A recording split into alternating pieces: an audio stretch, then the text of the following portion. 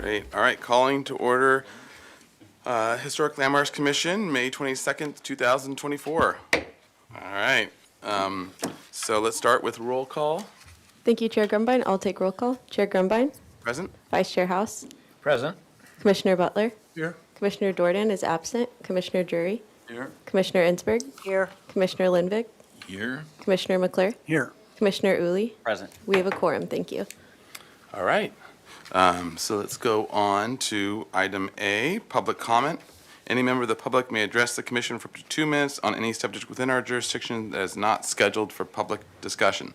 So is there anyone in the room wishing to comment on something that's not on our agenda today? Thank you, Chair Grumbine. I do have 3 speaker slips at this time, so we'll go ahead and start with Rick Clausen. If you want to make your way up to the podium, you'll have 2 minutes to speak. I have handouts. Oh, great. Okay, thank you.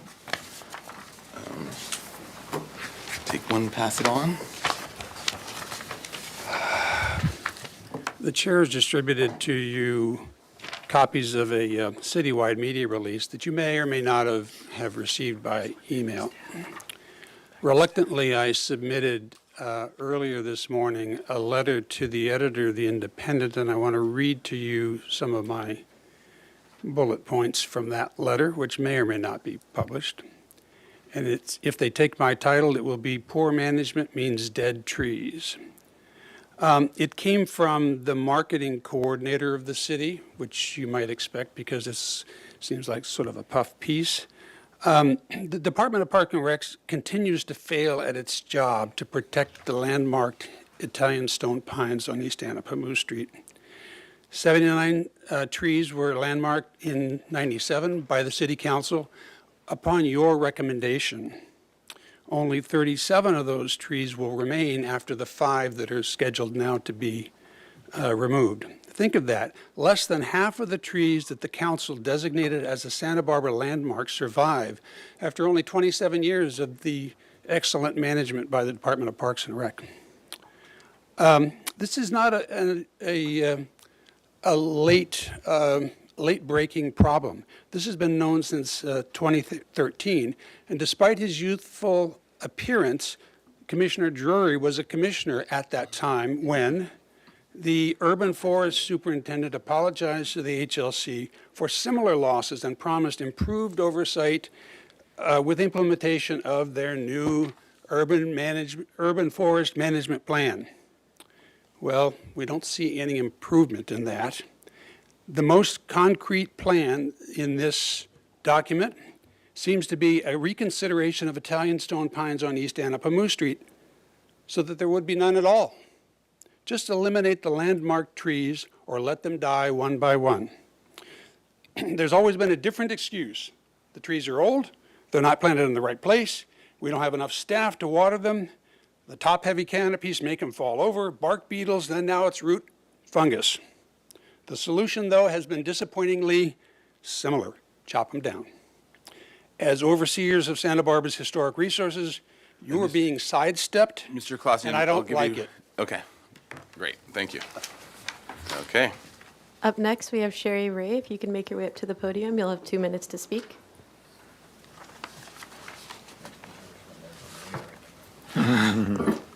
Thank you. It appears the discussion about the 5 blocks of Italian stone pines on Anapamu Street has taken place only in the offices of the Parks and Recreation Department and the city's PR department, far removed from the Historic Landmarks Commission, the neighborhood, and the public. Policies and procedures require city departments and the public to work together to protect and preserve this living designated city landmark, but they have not been followed. We've repeatedly asked for this issue to be agendized by the HLC with no response and more loss of trees. Yesterday, the press release that Mr. Clausen spoke of was issued by a marketing coordinator sent to the media to inform the public about decisions that have already been made. It wasn't always this way. Years ago, Pearl Chase took then Park Superintendent Mike Pejos to task over his care of those trees. She criticized the tree and root trimming, calling it butchery. Instead of ignoring her input, he learned from her, noting The local park administration business is a very nose-to-nose type business. People love every stone, bush, and tree in their neighborhood, parks, and those beyond. That important lesson was taught to me by the best in the business, he said. That was Pearl Chase, God rest her soul. As her biographer, I feel a duty to speak her words. Make politicians and others feel they must pay attention to the people. Not only do we need to get everybody involved together, but we've got to get them working together. She expressed hope that Santa Barbara would retain its integrity and its standards. Today, I have my doubts. She used the phrase, and I've said it to you before, communicate, cooperate, and coordinate. And I'm sorry, but that hasn't been done with these trees. Thank you. All right, thank you. And lastly, we have Emma Brinkman. If you could make your way up to the podium, you'll have 2 minutes to speak.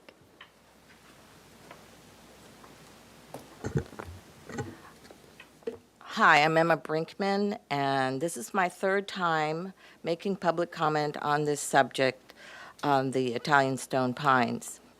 And honestly, I'm getting to where it's kind of comfortable up here. So anyways, my request is the same request I made the first time I spoke before you, and that is to make this a discussion item on your agenda, and I think all of you discussed that kind of in a robust way the last time we were here. And now, how hard can But that not be? in a breaking the Brown Act violation kind of way, Oh, okay. for the record. Okay, so I have requested the path report referred to in the press release, and to date, I have yet to get a copy of it.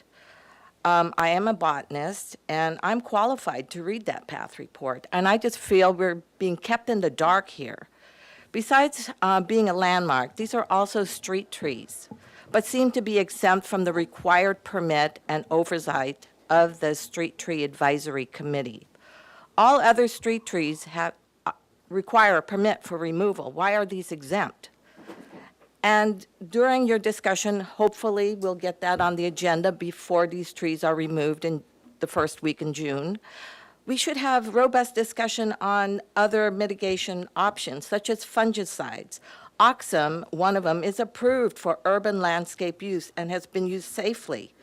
Selective pruning of the diplodia, which is mentioned in the piece, is also a way we can mitigate. So I'm asking that you get this on your agenda as a discussion item before the trees are removed, so we can explore these other options. Thank you. All right, thank you. Okay, at this time, I don't have any further speaker slips, so I'll go ahead and move to virtual public comment. If you wish to speak on Zoom at this time, you can raise your hand and I'll call on you. I'm not seeing any hands raised, but we did receive written correspondence from Sherry Ray that was distributed to the commission prior to the meeting. With that, I'll turn it back over to you, Chair Grumbine. All right, thank you. Mr. Chair, Yes, Commissioner Lembeck. I agree with the comments made by the speakers. However, don't they realize that we have no police powers? I mean, you can come and talk to us about this all you want. We have no control. We have no police powers. If you're going to the city council, that's where you're going to be effective, but not with us. I don't want to turn you away. I like to continue hearing from you, but expecting something out of us is not possible. Well, okay, so not to get in a conversation about this, but just, we can have it as an agendized item, right? And what was our, and I'm sorry, it's been a month now since our last meeting and discussion of it, but what was our conclusion and takeaway for what we were asking? Well, Parks and Rec staff were gathering all the information to give you an informed discussion item Yes. and going to bring it forward to you. And you saw in the memo that they finally got the results of a lot of their lab tests and are going to bring the discussion item not just to you, but to Street Tree Advisory and to the Parks and Rec Commission. Okay. I am And not do we know sure of the a time? timeline. Okay. All right, so it- maybe if we can have a follow-up as to find out the timeline and so we can put it on our Yeah. calendar? Yes. And so everyone can know ahead of Yeah, time? We did it's just receive a detailed memo from them. You didn't? We did. Yeah, yes, yeah. I'm not sure what more we're going to get out of them. Well, I think we're going to be able to have a discussion about it. Yes. And then we could be able to go from there. So if we can get that, yep. Commissioner Ensberg? Yes, Chair Grumbine, I think this is under item C, but Is it possible to get a future agenda item sooner rather than later, regardless of whenever this report is coming in, so that we might be able to address, as was suggested by the speakers, be able to talk about this in advance of when these trees are going to be removed in the first week of June, is what I heard? Pardon my interruption, Mr. Chair. When item C comes up for requests for future agenda items, you can request a discussion Okay. item at Okay. that. Thank you. That sounds good. Yes. Mr. Chair, Yes. I believe we already made that request a month ago formally. I asked for the item to be brought forward, and we make a formal request to the Parks Department. We have yet to hear when we're going to get it on an agenda. Let's cover that in C, so we're almost there. And also, because of our very full agenda, I'm going to try to keep us moving along. But I think, yeah, so let's cover that in a moment here. All right, but first, let's go to B, item B, approval of the minutes of Historic Landmarks Commission, May 8th, 2024. Move to approve the minutes. Pardon my interruption, Mr. Chair. Actually, because the 4 members of the commission will need to abstain because they were absent from the last hearing, and we're missing Commissioner Jordan today, we don't have enough commissioners to approve the minutes today, so we'll just need to postpone them to the next hearing. Very good. Okay, well, so that, we're done. Keep moving. Okay, item C, now, announcements, requests by applicants for continuous withdrawals, future agenda items, and appeals. So let's go to staff first. Thank you so much. Chair Grumbine, our first announcement is some good news. The revised sign ordinance has been drafted by the city attorney's office and is going to appear at sign committee on June 11th. And then our second announcement is that the SFDB special recruitment is going on right now and closes June 5th. So please encourage anyone that you know who might be interested to apply. We're really looking for a good pool of applicants, and I don't think we've gotten very many so far, so I would encourage all the commissioners here to reach out to anyone they know who might be interested. And then with that, I'll pass it along to these two. Hello, Chair Grumbine, Commissioners. My name is Julia Peugeot, and I'm the City Environmental Analyst. And I'm here with an announcement of some exciting news that we are doing a project to update the city guidelines on archaeological resources. And this update will also include specific guidance for tribal cultural resources. The city contains many archaeologically sensitive areas and resources, and we take great pride in protecting those resources. The current guidelines in place are from 2002.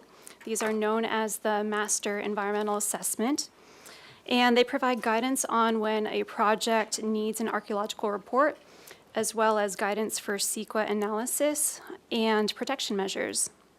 These guidelines have been successfully implemented over the years, and in many ways, they are very resource protective and ahead of its time. And there's very few local agencies that have their own detailed guidance for archaeological resources. However, notably, the guidelines do not specifically address the treatment of tribal resources or include protocols for tribal consultation. And so the city is proposing an update to the MEA guidelines to reflect these important changes, as well as inclusion of process improvements and updates to reflect new state legislature and changes in CEQA that have occurred since 2002. The city received a grant from the State Office of Historic Preservation to carry out this update.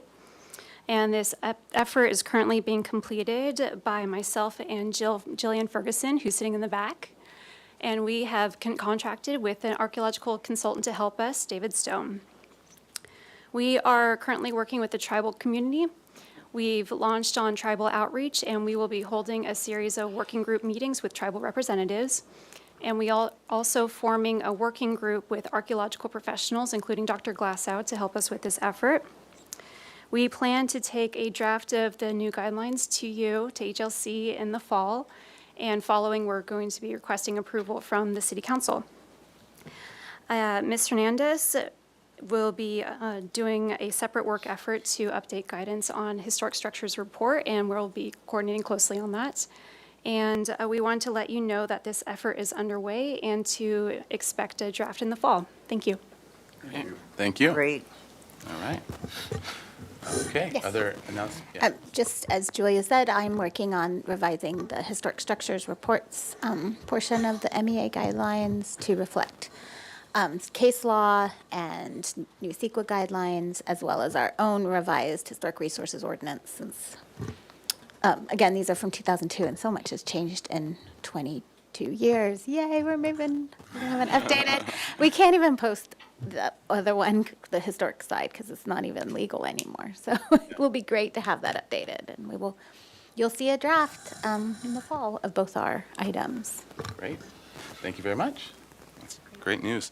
Okay, and then regarding the future agenda items, could we have, it's sounding like, especially because time is of the essence, it would be nice to have, we would request to have it for next meeting, if we could have it as an agenda item, the Stone Pine. And with whatever we can for information and Parks and Rec and all the other things, but considering the tight timeline, I think it would be good to have it right away. So, Mr. Chair? yes, Commissioner. Uli. Perhaps our council liaison could light a fire under the issue, since when we ask, we don't get any response. So, and as well, so I guess that is also a request to Councilmember Sneddon to also maybe bring this issue up and request from HLC to City Council as well, in terms of that we're going to be meeting about it and its importance, basically. So my only question is, if staff from Parks and Rec cannot attend, do you still want an agenda item? And I think what would probably be the just so that- result? just so that we can even discuss it, and our concerns about it. Even if we can't have a fully, a full vetting of it. It seems like they're moving ahead with process regardless. And so I think it would be worth us being able to at least talk about it, and we can't talk about it now. And so ideally it would be with a good informed staff person that can answer a lot of our questions, but at least having some space to be able to talk about it before if they are going to get chopped down, before they're chopped down, so there can at least be commentary, because otherwise we can't even talk about it. So whether or not we can do anything about it is aside from, and it probably would make sense as well that we wrote a letter to City Council that were of its importance, and I know I didn't do that, so although I can put it down for my homework. But I do think that if now all of a sudden there's a timeline that's compressing us, we need to meet before then so that we can actually have some discussion on it. So that's unless there's some really incredible reason why we can't, then I think that at least we can have the space to talk about it. We should have subpoena power. Yeah, there you go. Pitchforks. We will put the request into Okay, the thank you. powers above us. Okay, Mr. great. Chair, Yes. I will be leaving at 6 o'clock today. Okay, well, we better keep I realize that my involvement in some of the discussions of the applicant's projects extend the time, but I really must be going by 6 today, and I'll try to mute myself in some instances. We're Okay. all leaving at 5:30, so if you'll Yeah. use Yes. that's fine. You'll be the one. Sounds good. So let's keep charging here. All right, subcommittee reports. Item D. Any subcommittee reports? State Street Advisory Committee has not met. They are scheduled to meet, I forget now, sometime next month. Towards the end of June. Okay, any other subcommittee reports? All right, we're on to item 1. We are only 4 minutes late. Okay, let's keep on charging here. So this is structure of merit designation for 1723 Santa Barbara Street.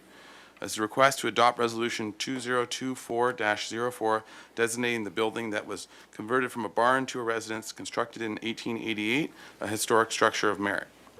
And to staff, Ms. Hernandez. Thank you, Mr. Chair and Commissioners. As you noted, this is a nomination for a structure of merit of a barn that was constructed in 1888. I just want to preface that this building has been on the Historic Resources Inventory since 2002, and the current owners have gone through the HLC design review on their current project, and it was found to meet the Secretary of Interior standards. And so they've gone through all our HLC process and are looking now to become designated that their project is almost complete.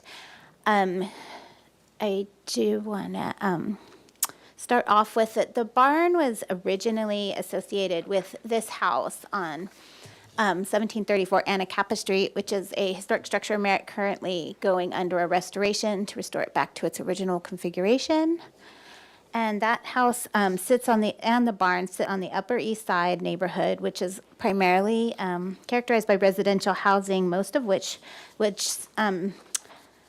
added in the late 1800s and early 1900s. It really started to become developed after 1872 with the construction of Stearns Wharf, which also with the anticipation of the city becoming a tourist and resort industry and the anticipated arrival of the railroad, we had a real estate boom, and that is when speculative real estate started to transform the Upper East Side into an upper-class residential enclave. And the Victorian era homes had all this beautiful pre-cut lumber coming in off Stearns Wharf, and you could decorate these beautiful balloon frame homes with all these beautiful things like all the decorative tile that this house has that's reflected in its associated barn. The barn and house were originally constructed for Joseph Howard, who was a capitalist and real estate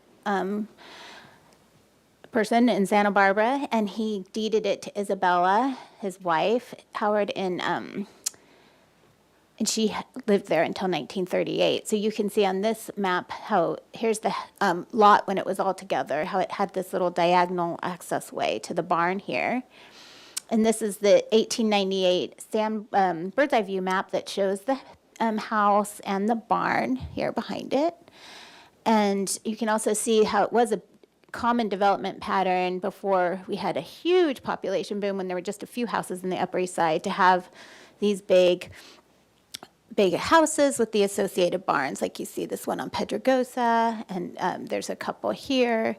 And it was a development pattern of the Upper East Side. And this is a drawing on the 1888 bird's eye view map that shows a similar property, the one on Pedregosa with the large estate and the barn. So we have here still the barn and house still standing, and which is rare in Santa Barbara. Here you see it on the 1907 Sanborn maps, and here they already showed the access to the barn coming off Santa Barbara Street, which is how it's accessed today. And here it is again in 1930 with the same footprint. So here you can see how it's viewed today off Santa Barbara Street, going down that same access way down to the barn, which was transformed into a residence in 1948. And I was just going to talk about some of the degrees of integrity that it has. Although it's no longer on the same parcel as the main house, they're both still in their original location, so it does have integrity of location. It still has many elements of the original design to look as a barn and footprint. And it sits in the same place, surrounded by a block of houses from the late 1800s and early 1900s, many of which are designated historic landmarks and resources, so it does retain its historic context. It retains its board and batten siding and the shingle siding that matches the main house on 1734 Anacapa. And it does also retain these really beautiful casement windows with the diamond lights in the upper portion of the sash, and the original front door, which I think might have been installed in the 1948 when it was converted into a residence. And it retains workmanship with the original character as a vernacular barn. You can even still see the hay door under the gables. And so it does really retain enough integrity to qualify as a historic resource. This is the new restoration of the open front porch and like the small addition on the non-visible elevation on the site that was approved by Historic Landmarks Commission, meeting the Secretary of Interior standards. And the building does qualify under Criterion 3, and although it embodies distinctive characteristics of a late 19th century barn that it was adaptively reused as a residence, it represents a type of building in Santa Barbara that represents the development of the Upper East Side when barns were frequently built behind the main houses. Although a common feature in the late 1800s, very few barns remain in Santa Barbara today.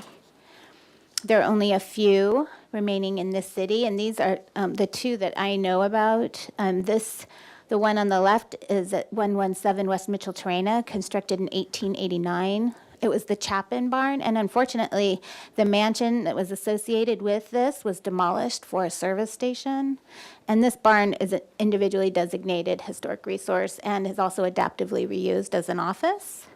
And the other known barn that I know about is this little one, which sits behind the Berlusconi residence on 206 East Victoria, where this is also a designated structure of merit, but more designated for the house rather than much mention of the small barn.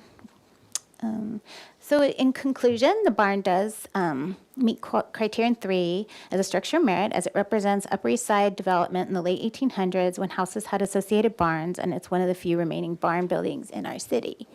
And the owners are here, so they may want to say a few words to you before your discussion. All right, yeah, would you like to come up and say a few words, or? We've been living there for about 10 years. Oh, yeah, we want you on mic. You can go there, or you can come up here. It's fine, you're. Nothing to add, really. Yeah.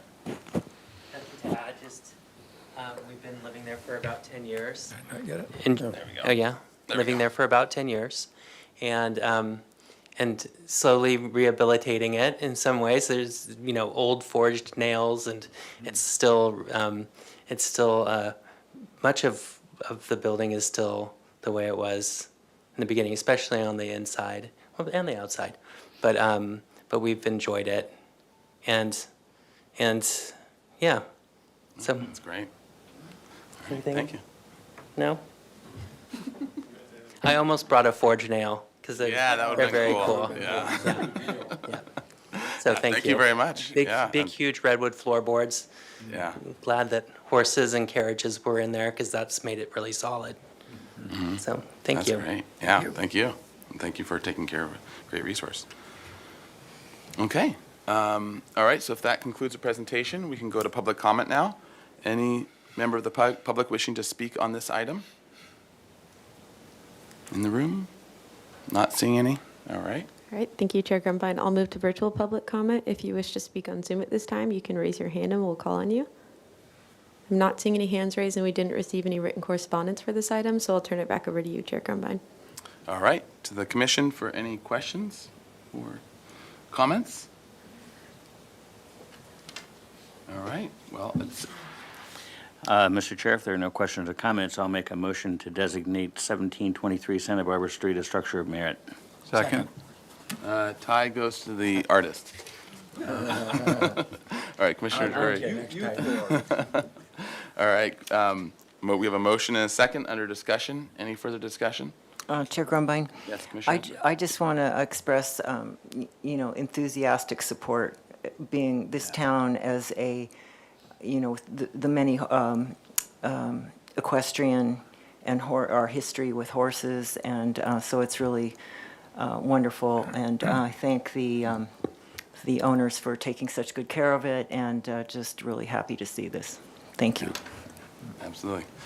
All right, any other discussion? All right, let's have a roll call vote, please. Thank you, Chair Grumbine. I'll take roll call vote. Commissioner Drury, Yes. Commissioner Ensberg, Yes. Commissioner Butler, Yes. Commissioner Lindvik, Yes. Commissioner Uli, Yes. Commissioner McClure, Yes. Vice Chair House. Yes. Chair Grumbine. Aye. Motion passes. All right, thank you very much.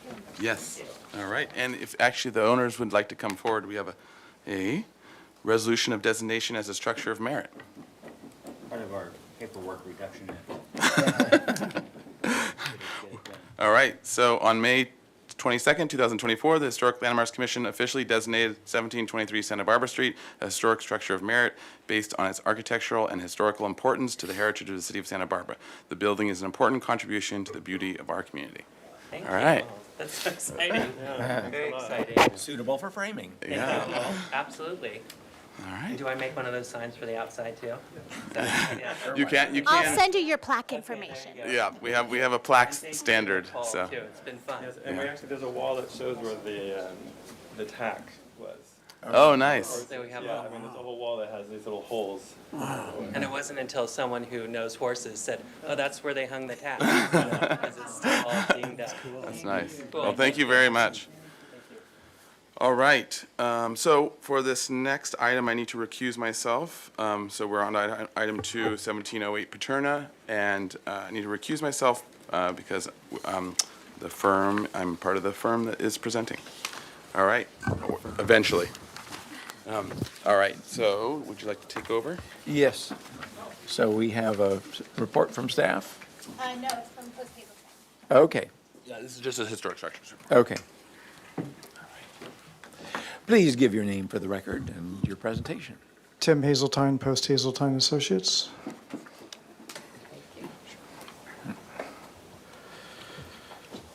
Late arrival, Pam Posted, Post Hazeltine Associates. Thank you. And also the owners are here. Welcome. And so this is a Phase 1 Historic Structure Sites Report. The property is the location of a house that was originally built in 1920 as a one-story house. In 1929, it was remodeled by Sewell and Murphy. And what Sewell and Murphy did, I think we'll pull up this photo here. This is the existing house. And so they transformed what was a one-story house, and we don't know what the style was because we have not been able to find any visual documentation of what the original structure looked like. But it was substantially remodeled, and a second floor was added in the English arts and crafts style. And you can see that in this particular, let me pull up some photos here. There's another one. And this photo also shows another very characteristic feature of this property, which is consistent with Paterna, which is extensive use of sandstone for retaining walls, steps, and terraces, and in this case also the garage. We believe the garage may have actually been part of the original house, but we weren't able to document that. But here you see another view, and you can see some of the sandstone features. Many of the houses on Paterna incorporate sandstone, which is a characteristic feature of the Riviera neighborhood developed in the early 20th century.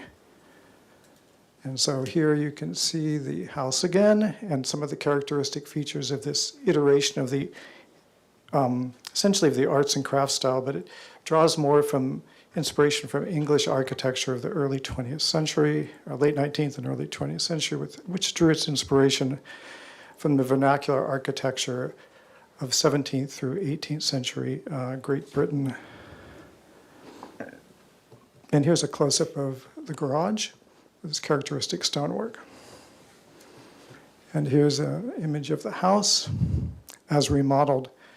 And some of the features that are identified as a sort of English arts and crafts iteration of the period revival movement is the extensive of the use of plaster as a cladding material. The jettied second floor, which means it sort of projects outwards, supported by brackets. And it was rather difficult to photograph just because of the angles, but the roof has a shape or form that is imitating the appearance of a thatched roof. And here's some of the details. Here's the front door set in a very deep angled reveal. And also to the left, you'll see one alteration, which is the existing doors, multi-light doors. This view shows the front elevation of the house to the right, and you can see the extensive terracing with sandstone. On the left-hand side, there's a porch addition, likely made when a swimming pool was added to the property in the post-World War II period. The rear of the house, which was difficult to photograph, does give a better impression of that characteristic roof type, which was likely originally clad in a type of shingle that would give more the appearance of a thatched roof. And here's just some more images. Some of the fenestration, we believe, has been replaced with single lights, but we do believe that some of the single lights are original. Unfortunately, a set of plans for the house doesn't exist. And I'm just kind of cursoring through these, giving some of the details. And that's the porch that was added on the west elevation that faces towards the swimming pool. Here's the driveway, which is original except for its paving. And here's a set of steps that leads from the driveway to the upper lawn off the front of the house. I'm just going to cursor through some more. Some of these are somewhat redundant, but we wanted to show the stonework especially because it's a very much a character-defining feature of the Riviera neighborhood. And here you can just kind of catch the edge. Here's the swimming pool, obviously not a period revival swimming pool. And some of the wall, we believe the rear wall here was somewhat altered, the retaining wall when the swimming pool was added.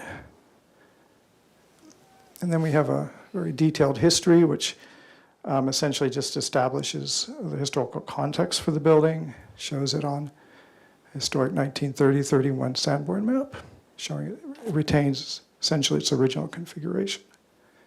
And this is a aerial photo identifying other houses on the street that are potentially significant because they contribute to a streetscape of period revival buildings built between the teens of the 20th century through the 1930s.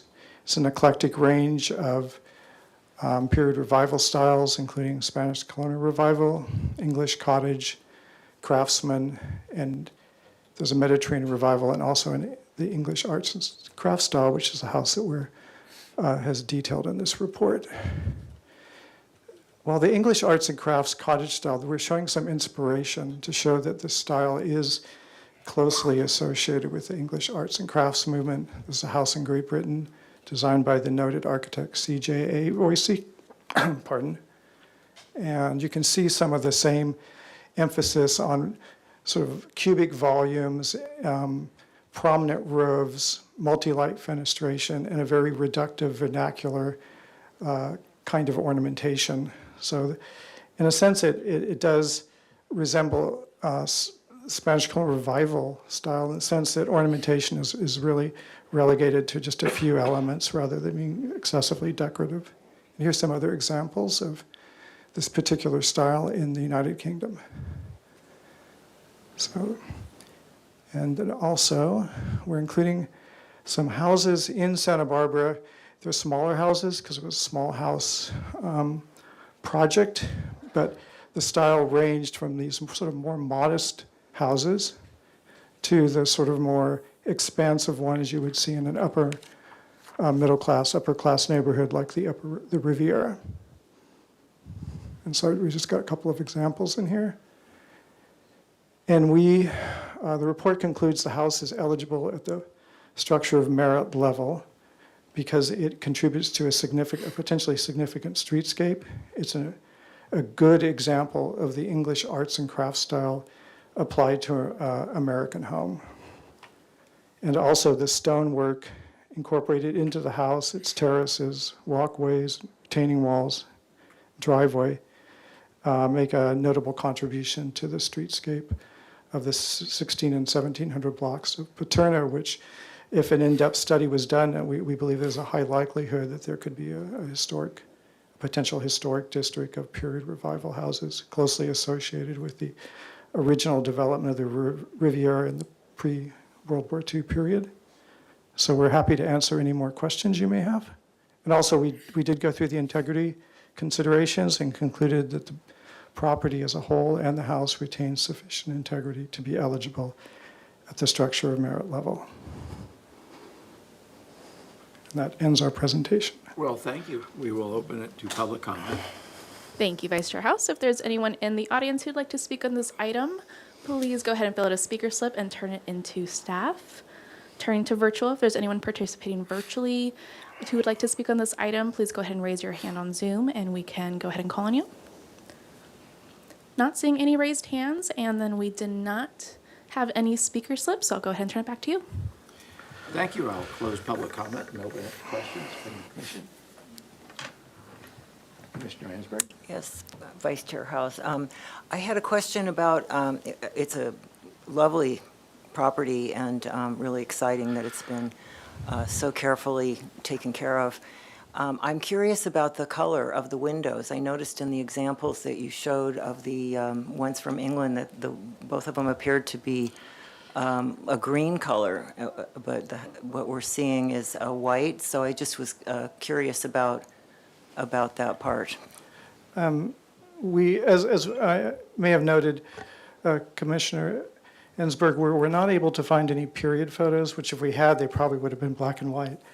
But it wasn't, you're correct, many houses in the English arts and crafts style had painted window frames. Sometimes they were green, sometimes white, often brown. So there's certainly probably some latitude there. If they were repainted, it would certainly enhance the house's ability to convey its original style and design. Yes, Sure. so I'm Jennifer Lewis with Harrison Design, and that is our hope, that there are just a few elements on the home that are taking away that English cottage aesthetic that we'd really like to emphasize, along with, the inspiration photos that they showed of some of these past precedents. So. Thank you. Any other questions, comments? Mr. Vice Chair. Yes. Excellent report. It's always nice to read such a report where you learn a couple of things, where it enhances information that we might have already known. I agree with your conclusions and analysis, and think it's a terrific subject for structure of merit, and applaud the owners for taking such great care. Obviously, you love the house. It shows. Thank you. I agree, excellent report, except for one thing, it's CFA Boise. Unless he has Whoops. a brother that's. Sorry. I wasn't going to comment on the typos. Yeah. Who would like to make a motion for?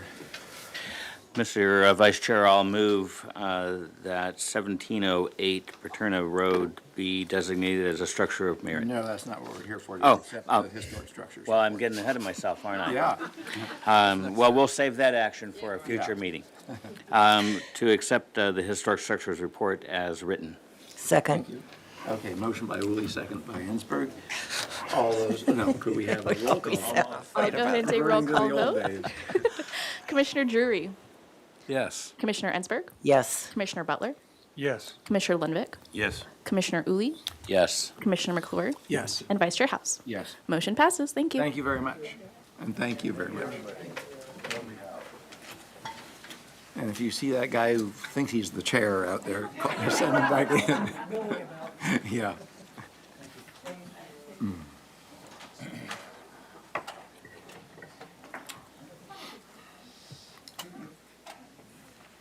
Here comes our next applicant. All right. Only 13 minutes. All right. Okay. Hi, Chelsea. All right, let's go on to item 3. This is project design approval and final approval for 9 West Figueroa Street. This is located in EPV. Project is adjacent to 1029 State Street, a designated city landmark. Proposal to realign the vehicular entrance to Lot 3 and add a new pedestrian pathway from Lot 3 to Figueroa Street. Project includes a new mid-block crossing that will align with the public pedestrian access to Lot 4, as well as curb extensions at the mid-block crossing and new landscaping in the expanded parkways. Project design approval and final approval are requested. Project compatibility findings are required. Project was last reviewed on consent on October 11th, 2023. All right. So with that, do we have anything from staff? No announcements from staff at this time, unless Ms. Ostringer wants to announce anything. Nothing at this time. Okay. Mr. Chair? Yep. I think we Yes. should have the minutes from the consent meeting. Yeah, do we have those? All right, perfect. So why don't we go over those and then you all can present. Okay, so the item was to refer to full commission with the following comments. The consent reviewers feel the project should be reviewed by the full commission as the previous project was contentious and was not continued to consent. And number 2 was provide details for the proposed pavers. All right, so with that. Mr. Chair? Yes. Does the staff have the minutes from the last time this was before our commission? So on that note, because this item is to be reviewed as a new project, we're not providing the minutes from when it was part of a larger project. So, Our direction is that the commission should review only the new project brought before them. so we're looking at a new project Of an old idea. of an old idea. Okay. I need the photos, and are they all in here? Okay. Can you show me where? All right. Okay, so, well, let's go with the presentation. So you'll have 15 minutes to, all right, so you'll have 15 minutes to present, and it's for project design approval and final approval, so take us through. Thank you, Mr. Chair. My name is Chelsea Swanson, project planner with the downtown team. Joining me today is Will Bishop. He's with Arcadia, our landscape architect, and Ed France, who's the manager of downtown parking and plaza. As was mentioned, today we're going to be talking about the Lot 3 pedestrian access and safety improvements. I'm going to first walk through the existing site photos and discuss the purpose and need, and then we'll walk through the plans and the paver details after that. So I know you're all familiar with this lot. Just to orient everyone, we're looking at downtown parking lot 3, bordered on by Figueroa Street and Chapala Street, with the MTD Center is adjacent as well. The whole purpose of this project is to enhance safety and access for pedestrians, basically where you see the yellow arrows. So people who are traveling from the Lot 3 to the right-of-way, also enhance access along Figueroa Street, and then enhance access and safety for pedestrians who are walking across the street mid-block. So this is the entrance to Lot 3 as it exists today. And one thing I want to highlight in this photo will be the project proposes to enhance pedestrian access along Figueroa Street. Right now, the access ramps out there are not ADA compliant. They're far from it. They're steeper than required. There's no truncated domes. They don't have the appropriate landings behind them. So that is one component we're looking to address with this project. This is another angle looking along Figueroa Street we're looking toward Chapala Street. That's the existing pedestrian ramp. And you can see it's a pretty offset crossing as well. That offset crossing will become slightly less offset as well with the new alignment. Another issue we're aiming to address with this project is access for pedestrians walking from the lot to Figueroa Street. It's a very popular pedestrian route. Right now, the designated accessible route is to Chapala Street. If you were to walk to Figueroa Street, this is your access. You have no ramp. It's a curb, as you can see. You have a narrow pathway between a parking spot and a hedge. So that's something we're trying to address and improve. If you continue walking towards Figueroa Street, you're presented with a wall that splits the sidewalk in half. The sidewalk width is narrower than any standard today. You also have to, if you walk around the wall, you're stepping into an access ramp, or some people choose to just walk into the vehicular entrance there and cross the street there. This is the other side of the wall where you can see there's no landing behind the pedestrian ramp. Normally you'd have a 4-foot wide landing area. And again, this ramp is steeper than what's required by ADA. And then, as you all know, and we've discussed before, this is a very popular crossing location. So another component of the project is enhancing and formalizing the crossing within Figueroa Street with a high visibility crosswalk, curb extensions on both sides of the street with landscaping in them and lighting. And really the intent here would be to give drivers a better expectation that they're going to see pedestrians in the street where we have a high volume of crossings. Just another perspective of where people choose to cross from. You can see this gentleman's in the Lot 3 entrance, right, and is headed north to the other side of Figueroa Street. You've seen this before too. Just a reminder, we wanted to do counts and see, anecdotally, we know this is a very popular pedestrian crossing area, and so we did a daily count a few years ago, and we counted 815 pedestrians in a day in the location where we would be proposing the mid-block crossing. Just wanted to point out a few other items with the existing conditions. So when we'd be installing basically a new pedestrian pathway where the existing drive aisle is here. This is the existing drive aisle. We'd be retaining the landscape planter adjacent to it, but with a new planting palette that's more appropriate. And then we'd be shifting this drive aisle slightly to the west.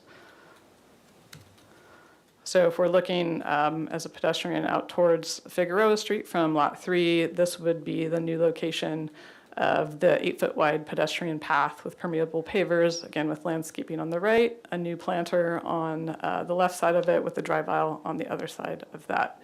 And this photo, you can see again how it lines up with the public pedestrian access to Lot 4 as well across the street.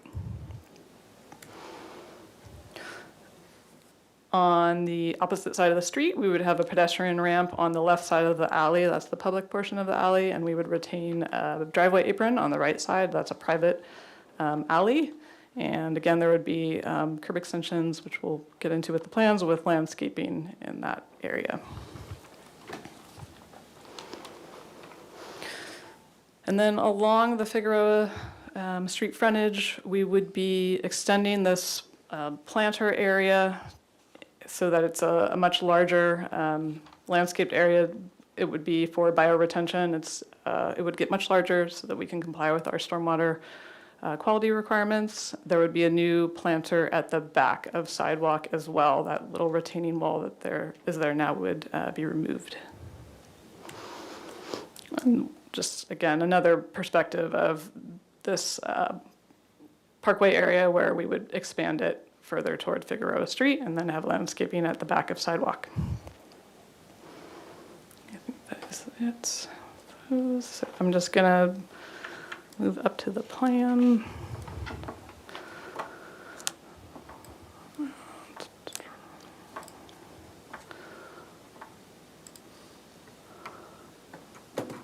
Okay, so I'll just go big picture and I'll let Will speak to the details of the planting palette. But again, Figueroa Street here on the top of the page, parking lot at the bottom. Working from the top down, again, here's the pedestrian ramp that would be proposed on the north side of the street with a new landscaped planter next to it. A driveway apron would be next to it to retain that access to the private property. That's the right side of the alley, and a new landscape planter here. We'd have a State Street style light within this landscape planter. Across the street, we would also have a ramp with new landscaping adjacent to it, another State Street style light. Again, we would retain this planter adjacent to the building here with a new planting palette.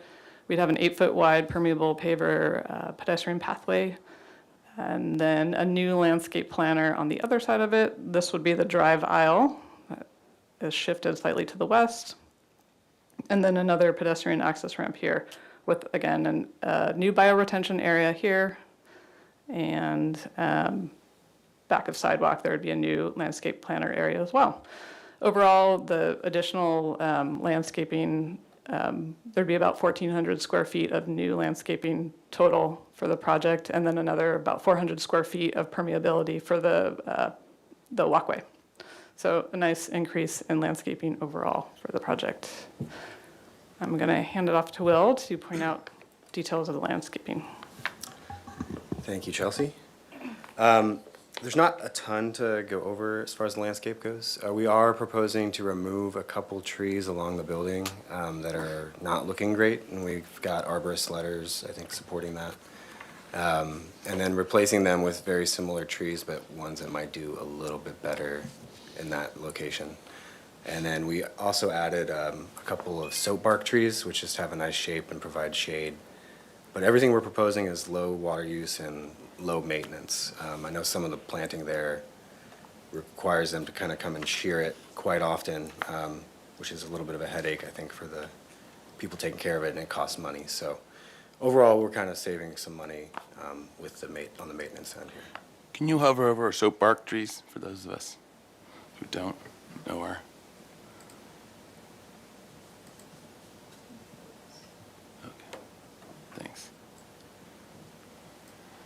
And then the tree that we're proposing is the New Zealand Christmas tree, and it's very similar to the bottle brush tree that's there now, but some of those just aren't faring very well in that location, so. Okay. And that's pretty much it, unless you guys have questions about the planting. But we tried to keep it simple, and yeah, low maintenance. All right. Okay, thank you, Will. Not quite. So when we were here on the consent calendar, the one request was to come back with paving details. So we brought a few options for the HLC to consider, just 2 options.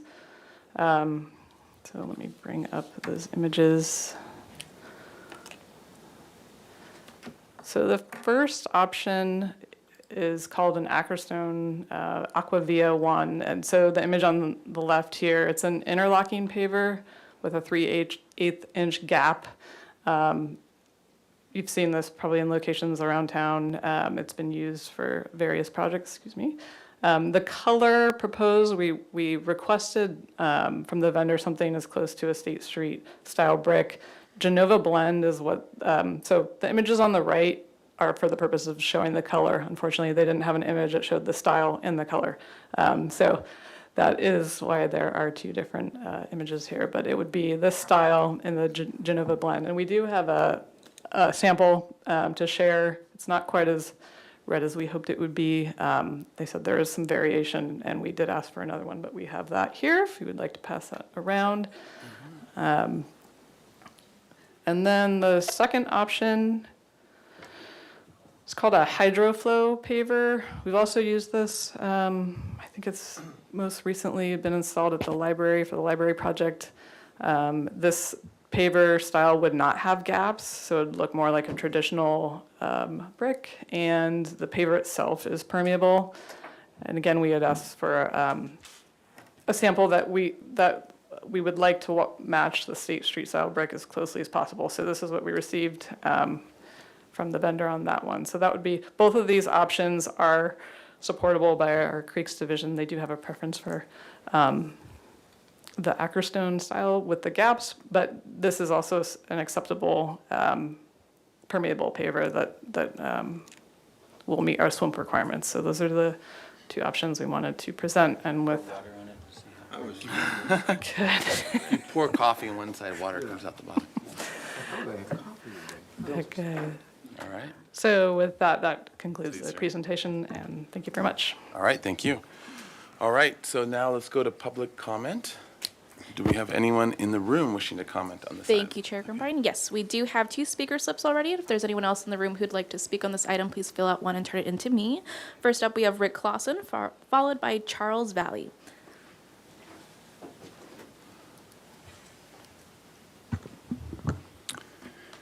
All right. Thank you, Commissioners. I went back and I looked at official city maps of Paseos, and I found 3 dating back as far as 1978 on this issue. And the earlier iteration of this Paseo was on all 3 of those. Then I went back and I looked at the concept review minutes of your meeting back in 2018. And so with due respect, I'd like to speak at you, Commissioners. I'd like to speak to the applicants. First of all, aren't you guys on the same team? Isn't this the city's HLC and your city planners? I don't understand why there's not more concurrence between what they asked for or suggested at the consent review and what you presented. The proposed Paseo doesn't include the amenities that they recommended, like more user interest, pergola, fountain seating, modulation of the path, widening of the landscape area. Don't you guys have something other than a straight edge to draw things? This looks like it was drawn by a traffic engineer.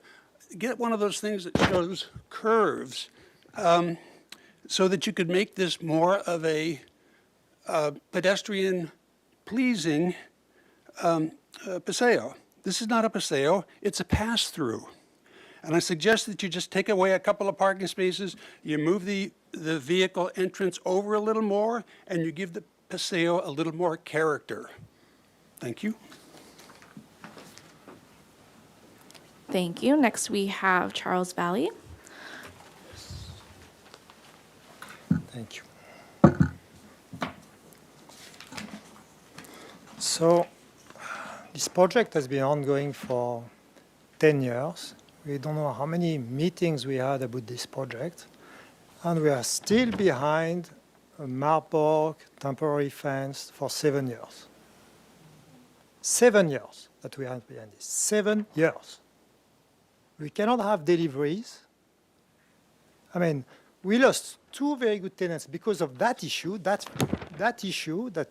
unbelievable. I mean, how much, what a waste of public money. I mean, it's incredible. What a waste. I mean, how much do we pay for this fence every month? And in 7 years, there's probably 70K gone in this fence. And nothing happened. Nothing happened in this project. Nothing. Public Works doesn't answer. I ask many times. I try to see them. Nobody comes to see me at the desk. I called. Nobody answers. I email. I get always the same email. LHLC will not approve to close the Placeo. It's an alley with a transformer in the middle. There's a transformer in the middle. It's narrow on each side. We can't have a Paseo there. I mean, what a waste for everyone. I mean, for the public, for us, for our tenants. It's incredible. I mean, it's beyond. This is what we have on the other side. Okay? These columns have been redundant for, I don't know how many decades. I mean, how much does it take to take off 4 columns? 4 years ago, I looked, or maybe not 4 years, maybe 2 years ago, I looked how much the city spent on that bloody project. 160K. 160K just in planning. And nothing happened. We're still exactly the same. So this is our office. And, I mean, we just try to make it nice. I spent 3 years remodeling this building, empty building for 3 years to remodel. It's a beautiful building. It's a historical landmark. It's on the national. It's listed in the national landmark. But frankly, I mean, it's such a tiny project. So they say HLC cannot agree. So okay, HLC cannot agree. But can we at least meet together? Nobody wants to meet. So where are we now? I mean, can we just approve? I mean, look at the trash I have on this alley. Okay, on this alley I have the Pizzeria Antica. Normal. Okay, that's us. The office. We have Crossroads. We have Dune Coffee that is not even on the alley. We have trashes for people not even on the alley because the city doesn't know where to put it. Thank you, but it just goes in front of our office. If you could wrap it up because your time's up. Yes. So, yep. So we have the Pacific Bank, Regulus office, a photo gallery. So all this trash is here. So can we just agree, okay, we build some enclosure for this bloody trash, and we build this gate because I think city has legal problem having the thing open because it cannot be in sight of public. So, and move on. I mean, it's Okay. 10 years I've been All talking right. about this. Thank you very much. Thank you. Thank you. And I do not have any more speaker slips, so I'll go ahead and turn to virtual public comment. If there's anyone joining on Zoom who would like to speak on this item, please raise your hand and we can call on you. I can just add one thing. Okay, 5 seconds. No, I'm happy to landscape. If we close it, I'm happy to landscape. I'm happy to just box the transformer, make it nice.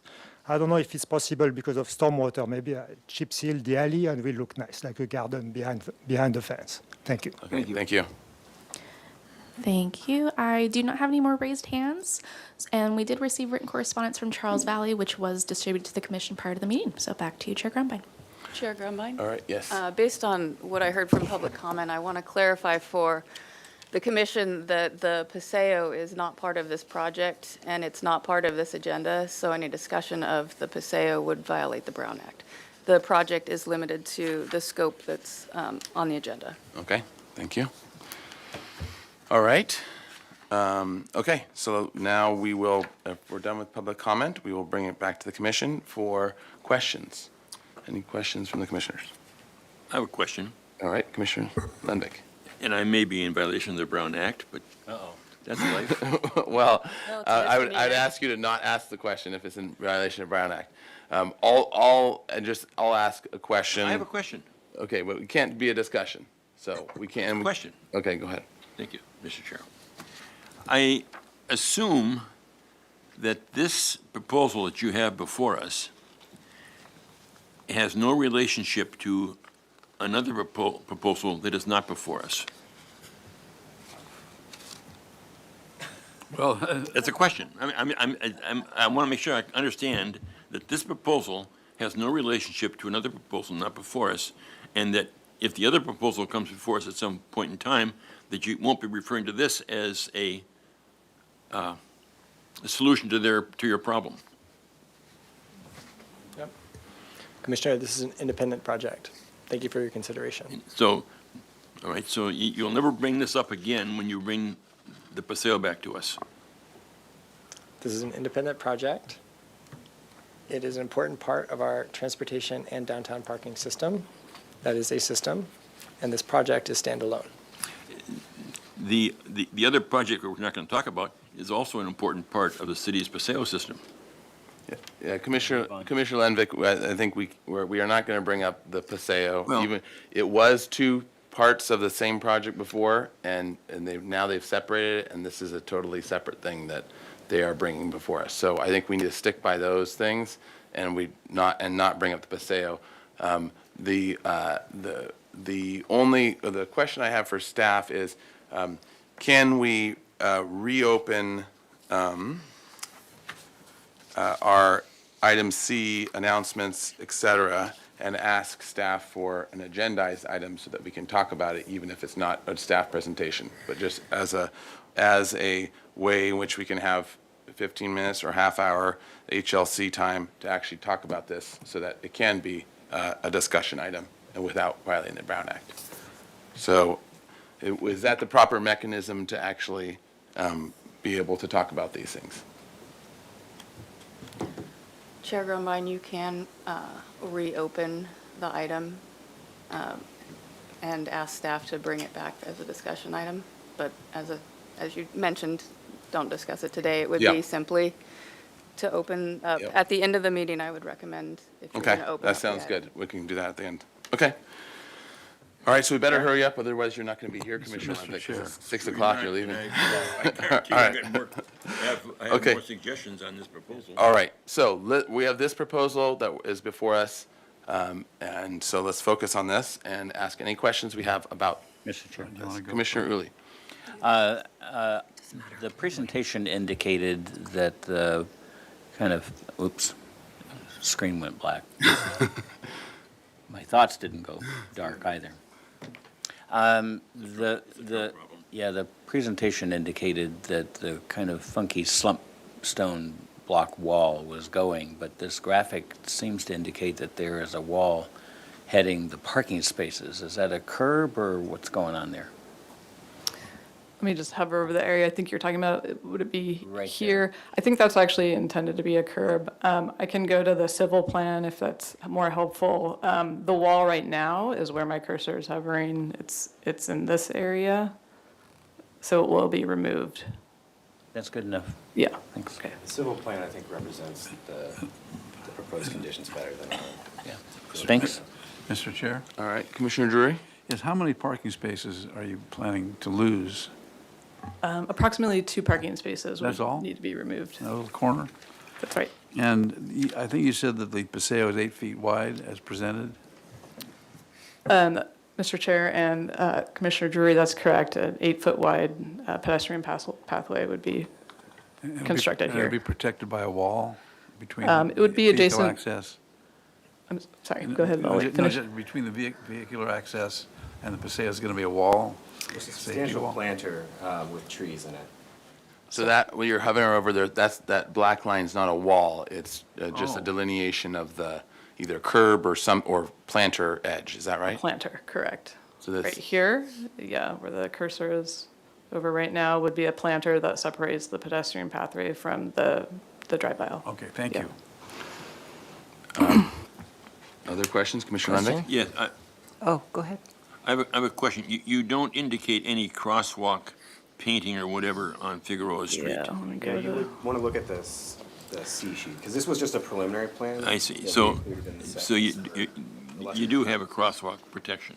Correct, sorry, yeah, some of the details, like truncated domes, the crosswalk, the painting are not represented on the landscape plan, but we do have it on the civil plan here. Okay, thank you. All right, Commissioner? Yes, Chair Grumbine. I have 3 questions. On the crosswalks, do those have flashing lights? Mr. Chair and Commissioner Ensberg, I think you're referring to what we'd call like rectangular rapid flashing beacons where you see on either side. No, those would not be proposed as part of this. Okay. And then if you would, please, on the landscape, the trees, would you mind to just kind of go through that again and show us like which trees are where?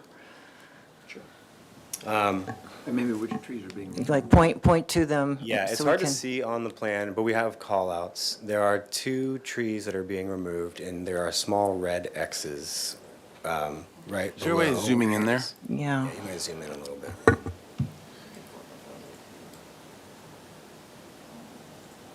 Yeah, one's right there, and it's a Callistemon citrinus, which I think we had a picture of.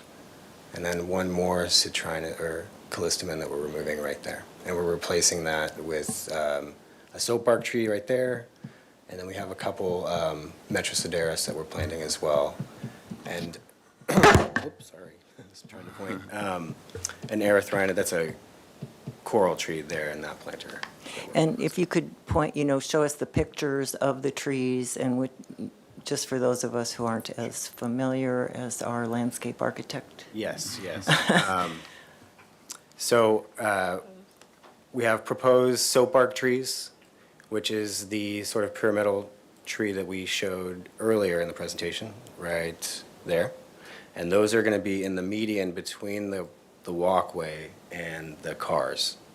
And also, there's 1 or 2 against the wall. And maybe while you're doing this, if you can zoom out and then kind of hover over the picture and then hover over the spot. I think And that then would go back to maybe the planting plan is even better. But, because there's not symbols here. But, so the solid line circles are medium size, if I can see the. So the At 2 soap that bark you were tree, just, the 2 below that and across, there's 5 soap bark trees. So there's Okay. 1, 2, 3, 4, and then one against the wall where one of the Callistemon is being removed. Okay. And then the coral tree and the, Coral you have a tree is- yucca, I think. Coral tree is right there. Okay. And that's existing to remain? I can't remember. That's proposed. That Okay. was proposed. And then up by where the street light is, we have a cordyline proposed, which is And this is that there. Oh, okay.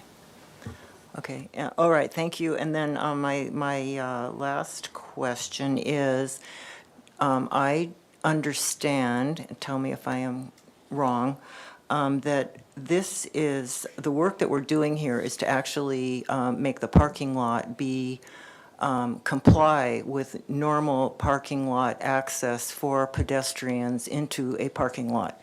It's not a paseo. It is the access that's required for every parking lot to be able to, for pedestrians to get in. So not to be confused with the other thing we're not talking about, which is, it's not technically a paseo. It's not part of our paseo system. It is, again, to provide the correct access for pedestrians into a public parking lot.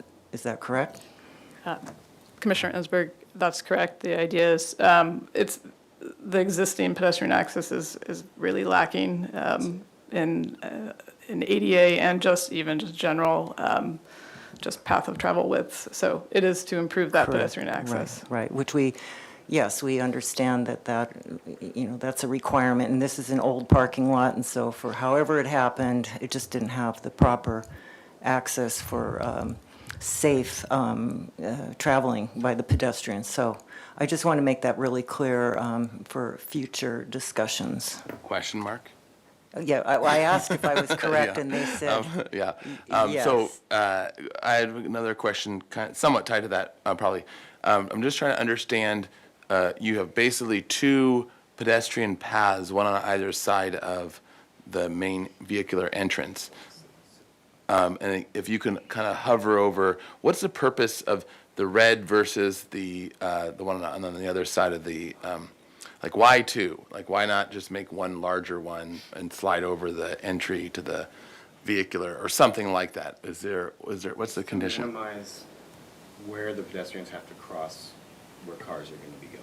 So if you only had the pedestrian crossing in the red, someone parked against the street side would have to cross extra, not street side, but that parking over there would have to cross the drive aisle. Gotcha. So I think it's just to give people options, maybe coming from the bus stop as well. You don't have to cross over the vehicle entrance to get to your car. Yeah, I would agree with that. So if you're parked in this first row here, or even here, it might make the most sense to use this access at this point. So it's just maximizing the space we have to use as the best pedestrian access we can. Okay. Okay. Oh. Other questions? One other question, please. So on that, following up on that, so where we have the red brick there, and so you're coming down there and then you kind of are dumped into the parking lot, right? So, and then you just kind of fend for yourself from there to get to your car? Are there any, are there, as we see in other, sometimes there's walkways between car aisles, so you have two cars, parked nose to nose, and then there'll be a space in between so that people can walk without having to walk in the area where the cars maneuver. We don't have any, this is just an improvement of just this little corner. It doesn't really address the balance of the lot. Question? Yeah, it's really to enhance access to the public right-of-way, and I would say it's consistent with how we try and provide pedestrian access from other public parking lots. It's usually you have nice pedestrian access on the perimeter of the lot, and then within the lot, it's very similar to how Lot 3 is laid out as far as, it's mostly asphalt, and you're walking between vehicles. So, yeah, it's trying to enhance the access on the perimeter of the parking lot and access to it, to the public right-of-way. All right. Any other questions? All right. Let's go to comments. Mr. Chair? Yep, Vice Chair Haas. Speaking for myself, I mean, I've generally always been supportive of this project here as a separate project. And so I can support this, but I would say that I find it very disingenuous, the effort to circumvent the HLC by bifurcating this. And I think it's a bad look for the city to be in violation of its own policies and ordinances as far as the other project, which shall not be named. So, it's 6 months since you were at consent. I don't know why this is dragging out so long and why we can't address that other project. Okay, so what do you think about this project? I said I can support it. Yeah, okay. Yeah. Commissioner Chair. Lee. Commissioner Lee. Thank you. I share the frustration of members of the public who spoke on this matter and agree with the Vice Chair and hope that the project that shall not be named gets resolution at some point. As a transportation improvement, this seems to be as generic as any other transportation improvement, trying to, get public from a parking lot across the street in as safe a manner as possible. I think the solution is supportable. I don't quite agree with the dual access, because at some point they're crossing the entry to the parking lot to go down the street. So, I think a better solution would be to combine the two walkways and just simply concentrate it in one area and provide enough clues that is the way you should be going. But that's not in front of us. This is supportable. It would be nice to actually get some things done, because it seems in this town all we do is talk about it, and then 20 years goes by and nothing happened except for the tree grew up and died, and now people are complaining about that. So, it's supportable. We should get it done. Okay. Go ahead, Commissioner Lenvick. Yes, Picking up on what Commissioner Ensberg said, I think there is a lack of consideration for actual pedestrian safety access through the parking lot to this walkway so they can cross Figueroa Street.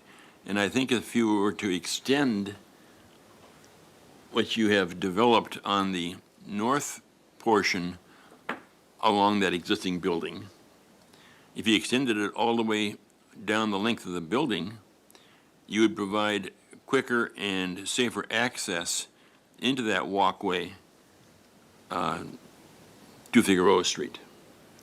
And I'm not a designer, but that may be overhead. See if that'll go overhead.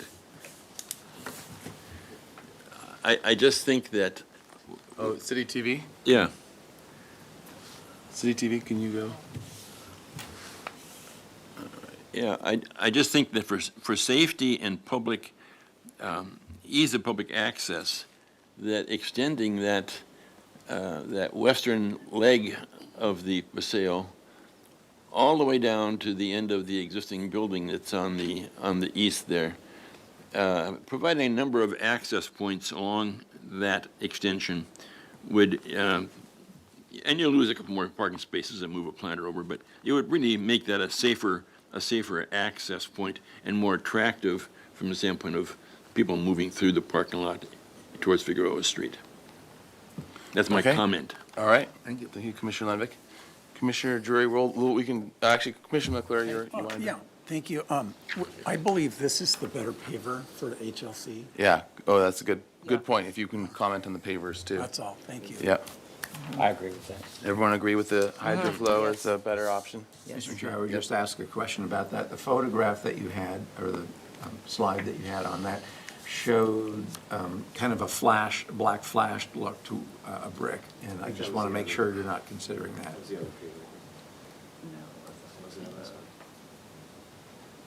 That. Yeah. Oh, yeah. The camo paver? Yeah. Yeah, that was, I think, more of a generic photo, and then the intent was the red on the right was their spec for the color. So sorry if That's that was the vault sort of sorry if shape. that was confusing. Yeah, that was to show the style of paver, but the red The is finish what is you the- see here today. Yeah. Okay, thank you. Okay, great. Okay, Commissioner Ensberg and then Commissioner Drury. Well, I want to thank you for being here, and thank you, always, thank you for the efforts. I will support this, but I have to say that I appreciated the comments from the public that we need to work as a team, and we need to respect each other's expertise, and we need to find ways of solutions. And I find this project to be overly complex. I don't feel like it, it's zeroed in onto one side. It's not looking at the whole big picture. And I think that that's problematic. And so I agree with Commissioner Uli about the dual access. Again, I want to express appreciation. I understand these things are extremely difficult, but it's gone on for so long, and I just feel that we can do better. We can do better, and we can, solve our problems if we can work together as a team.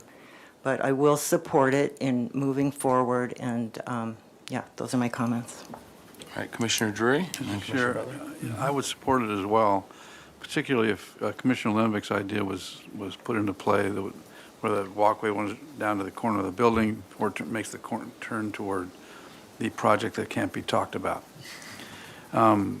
I share everybody's frustrations in terms of how long this project has taken, and I hope if we approve it, project design approval and final approval, that the construction will begin as quickly as possible.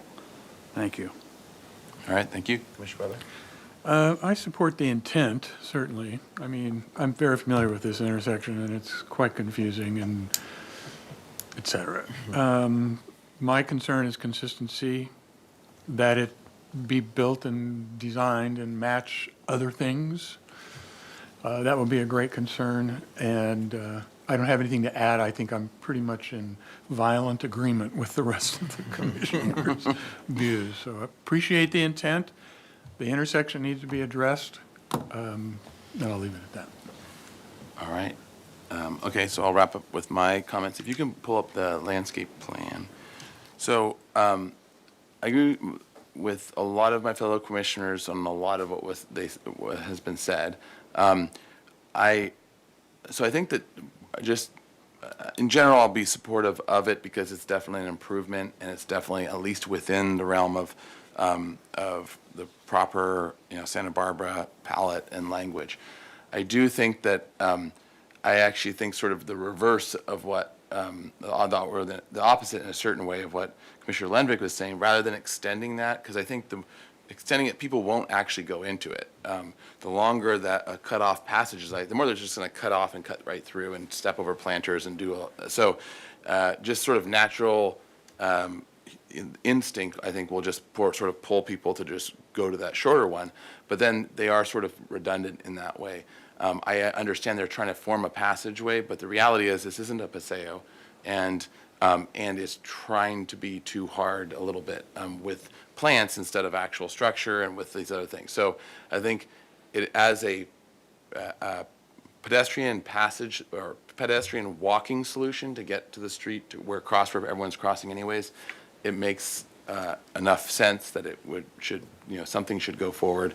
I think it could be simplified and be a little bit better, but again, I think it's still acceptable enough as is as a pedestrian pathway or double pedestrian pathway. So yeah, those are my thoughts and way in. And it seems like there's been enough positive positive and accepting enough of this solution that it seems like it could be going forward. So I'll leave it to the commissioners to see if anyone wants to make a motion. Mr. Chair? Yes. One follow-up question, if I may. Yes. Is the project funded? So if it gets approved, is it going to be built, or is it going to be delayed X number of years because it doesn't have any money? Jim, the project is not funded at this time.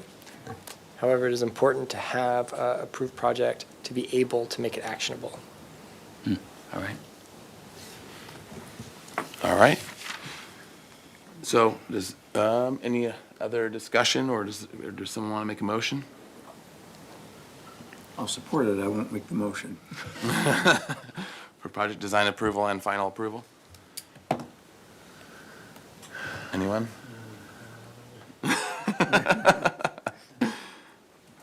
Well, I'll just make a stab at it. I'll make a motion for project design approval and final approval at 9 West Figueroa Street. I will second that motion. Okay. And to the maker of the motion and the seconder, could the motion include the brick that the HLC prefers? Oh, yes. Yes, And for yes. Yep. with The the hydroflow, red hydroflow bricks. Yes, Okay, the hydroflow. great. And then you'll have to make project compatibility findings. Oh, really? Yeah, it was a trap. Compatibility finding. It's consistent with design guidelines. It's compatible with the architectural character of the city and the neighborhood. The size, mass, bulk, and scale is is appropriate for its location. It's sensitive to adjacent, boy, this is really parsing it. Sensitive to adjacent landmarks and historic resources. Public views of the ocean mountains is irrelevant, and the use of open space and landscaping, it does include an appropriate amount of open space and landscaping. All right. All right, and the seconder agree as well with those? Okay. So we have a motion, a second, under discussion. Any further discussion? Let's get it built. All right. Let's have a roll call vote. Thank you, Chair Grumbine. I'll take roll call vote. Commissioner Butler, Yes. Commissioner Lindvik, No. Commissioner Uli, Yes. Commissioner McClure, Yes.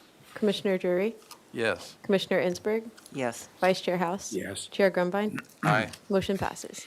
All right, and Commissioner Lenvik, can you state your reason for? Yes, but my reason for voting no is I think it is creating an unsafe condition through the configuration of the walkways and planters that are being proposed. All right, thank you. Okay. Chair Grumbine? Yes. As a point of order, I may have misspoke on opening the item C from the preliminary matters. Okay. I was just looking through your guidelines to see if I could find a way to take it out of order, and I don't see any. I was thinking of something of reopening a motion, but that didn't happen at the preliminary matters. So I think to be on the safe side, I'd recommend that you make that request at your next meeting. I'm sure probably Mr. Lumbick will remember. And, Okay. I do have to caution the board that even if you request that it be brought, that we can't compel staff to bring the project, but you obviously can have the discussion. Okay, gotcha. Yep. Let me ask a question of the city attorney. Is it true that any two council members can bring an item before the council agenda? Commissioners or council? No, I'm talking about the city council. Council. Yes, their guidelines allow for they call it a two-person memo. Yeah. And so it's a two-person memo, then that memo gets brought to the council, and the council votes as a body whether or not to bring that forward. And what is our mechanism, since we have you and the time here, for agendizing, even not necessarily staff doing anything, but us agendizing an item to discuss something? Per the guidelines, the authority rests with the staff to put items on the agenda. However, because the staff has to also manage projects and the Project Streamlining Act, so it's important. That's why that rests solely with staff. Okay. However, when you make the request, they will put it on, they'll attempt to put it on and when they can. Okay. Thank you for that clarification. All right. Okay, so now we had a vote, and we're done.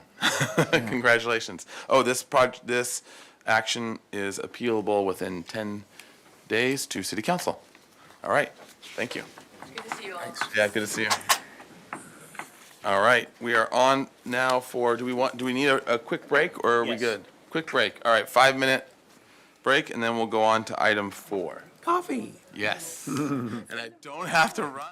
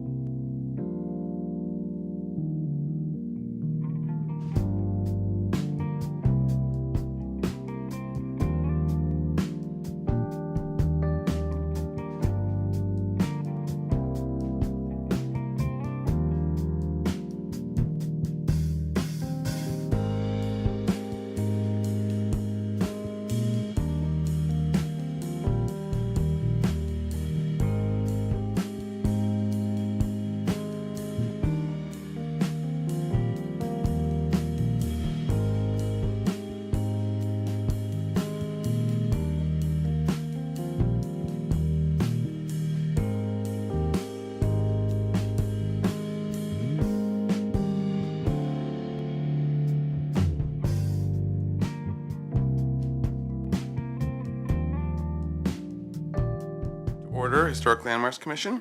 We are on now item 4, 1111 East Cabrillo Boulevard.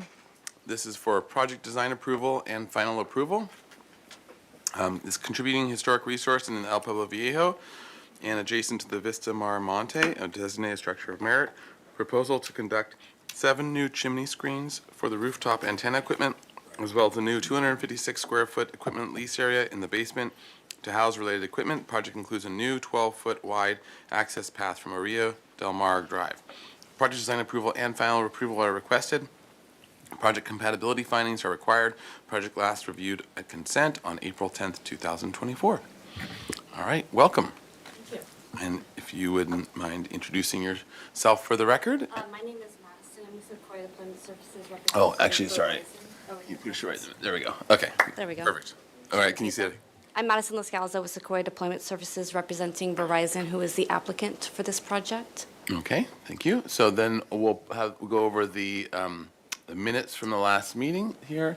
So it was to continue to the full commission with the following comments. The faux chimneys faux chimneys as proposed are not acceptable because they do not have the proportions of the real chimneys. 2, study reducing the height and reducing the number of chimneys. 3, study the architecture and provide detailed drawings that show the intended shape and details. And pardon my interruption, Mr. Chair, if I can make a brief staff announcement before we begin. As you know, telecommunication facilities are subject to a 90-day timeline. So you will need to take a final action at this hearing today. So if you have any adjustments you'd like to make and can make them conditions that the applicant would agree to, that would be ideal because you can't continue the project. But yes, I just wanted to remind you of that timeline. Great, thank you. So this project is at 111 East Cabrillo Boulevard, to orient yourselves. And like you mentioned, we are replacing 7 of the faux chimney screens to add our antennas. To show you the elevations.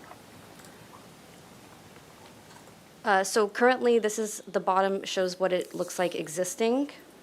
And then on top is what Verizon is proposing to continue with the arch shape, and the antennas would be concealed within the faux chimneys.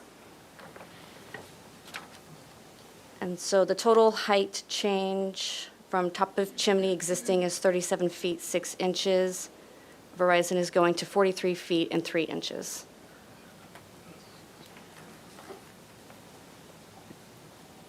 And then here's another. Sorry, can you go back up? Yeah. So what's the difference between top and bottom? Are they just different elevations, or what's? The bottom is the existing, so what Oh, it got it, shows got it, existing okay. without our proposal.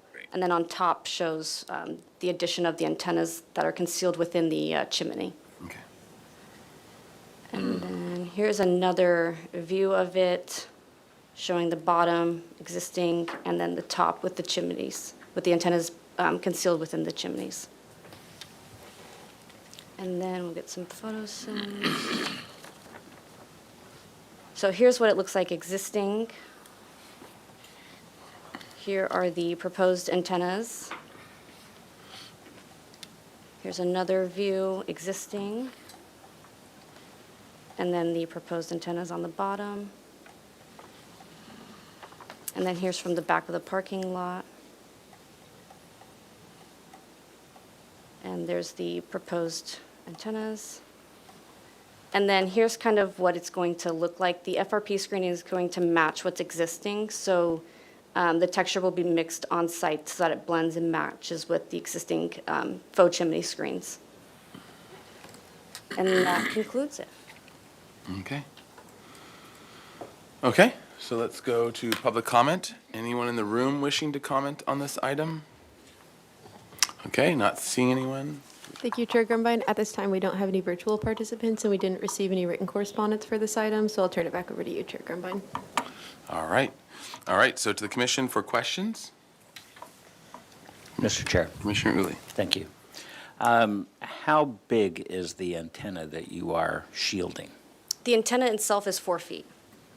So it needs a little bit of space. They can't obviously touch for interference reasons, so it needs a little bit of space on top of the antenna for clearance, and then as well as on bottom of the antenna. So 4 feet is its height? 4 feet is the height of the antenna, and that's the smallest antenna that. And wide and deep? It's 3 feet, 3 inches wide.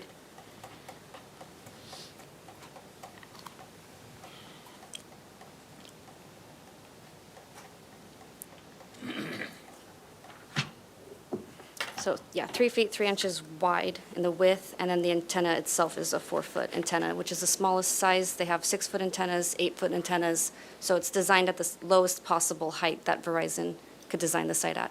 Thanks. Other questions? Yeah, question. Commissioner So that, the one on the left there, is that showing the antenna? Is that little dotted thing? Yeah, this is the antenna being concealed behind the FRP screening. Okay, so is it not possible to either, lower the whole thing down? This is Or- to allow the clearance separation between the antenna. It does require that separation, so. Between the antenna and what? The FRP screening. So like the top of the chimney? Or right there, Exactly, right yeah. there. So they can't be touching, so that's why there's a little bit of separation here and then a little bit of separation at the bottom. Okay, is it possible just to eliminate the curved part at the top? Can you just take That's that what off? I was wondering too. Is that was to possible? match the existing architecture of the building. I So it would understand. change, because but- there's a hotel next to it that has the same arched chimneys. So if we made these flat, it wouldn't be consistent with the building next to it that has the arched. But it would still work? Yeah, they would work if it was flat. Our first proposal was flat. We came back to show that it's arched. And if you were to just drop that whole thing down so that the arch occurred where those dark lines are, that would not work? If we dropped this part of the arch down to here? No. If you drop the top of the curve Yep. down to where the dark line is, right there. Oh, no, this, all of this is still within our antenna area for separation. So in So other it is words, going to Right, but peek that's out out- a little bit. So this is not just a full, sorry if I'm touching it. The antenna will be all the way up through here. So this is just the bracket supporting the antenna.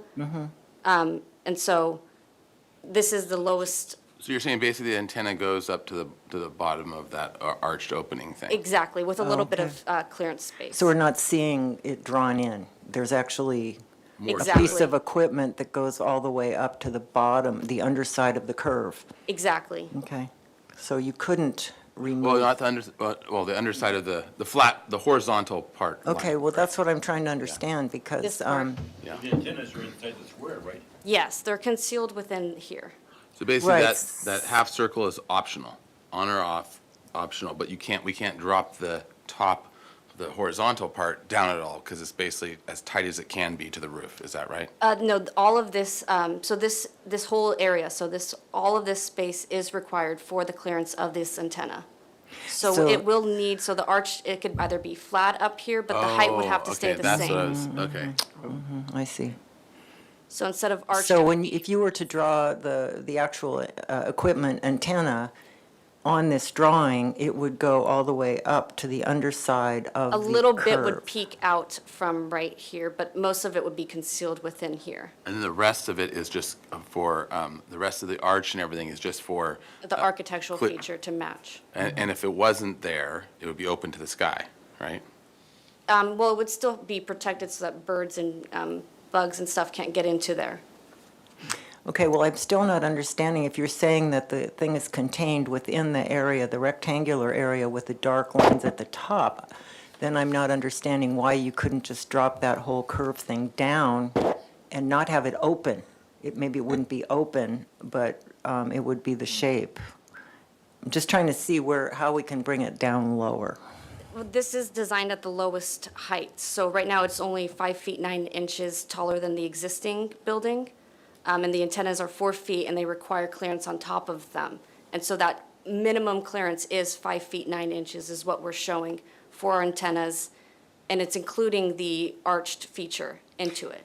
But I thought, I heard you say that we could eliminate the arched feature and it could just be the rectangle. Yeah, exactly. If you didn't want us to have the arched feature and instead you wanted it to be Here, I flat just, like that. I just did a diagram just to make sure we're clear, because I think we keep talking around and around. And We're talking let's- in circles. Yeah, or half circles. In arches. Arches. So Bishop's City hats. TV, could you, zoom in here? Can I draw the antenna in there? Yeah, you can, but you gotta draw it in both. Okay. Is that accurate, Commissioner Howe? All right. So the question is, are we understanding this correct? That the half circle is optional, or are you saying no? The half circle is not optional, except as Unless far we as the made- height, but the design of the half circle could be flat. If you didn't want an arched, it could be just. But it would still be at that height. Exactly, it'd still be at this height. This is the Got it. lowest minimum height that Verizon can get their antennas up there. Okay. Great. Okay. Now Pardon my interruption, clear. Mr. Chair. If it would help, I do also have the plans available from the previous hearing where it wasn't an Oh, arched good. opening, Yeah. so Can you we could take a look at compare those? them if you would like to. That might be helpful to understand too. So, Mr. Chair, while those are being, Okay. So that So this is the flat, so it could be either this shape, so it shows that the antenna peaks up just slightly. This is where the arch would start. And here on the new plans, So you, it's now arched. got it. Okay, that makes sense. So this is this is the two options. Got it. Okay. Any other questions? Yes, Commissioner Butler. So we've substituted an arch for a box, basically. That's the design change. Exactly, That's yeah. really all you've done. I'm not being critical, I'm just saying that's the design difference between this design and what you had before. Is that correct? Exactly. Secondly, another question. Is there an option to lower within the roof profile, the base of the antenna? Or does the base of the antenna, must it be consistent and flat with the existing roof line? Exactly. So the base of the antenna also needs that clearance separation, and we're trying to avoid interference with, because obviously you can see there still are parapets on the building, so part of the antennas would be interfering with that. So yeah, we would need to be above the roof line in order for antennas to actually cover. Okay. And speaking of which, can you go to the roof plan for a minute?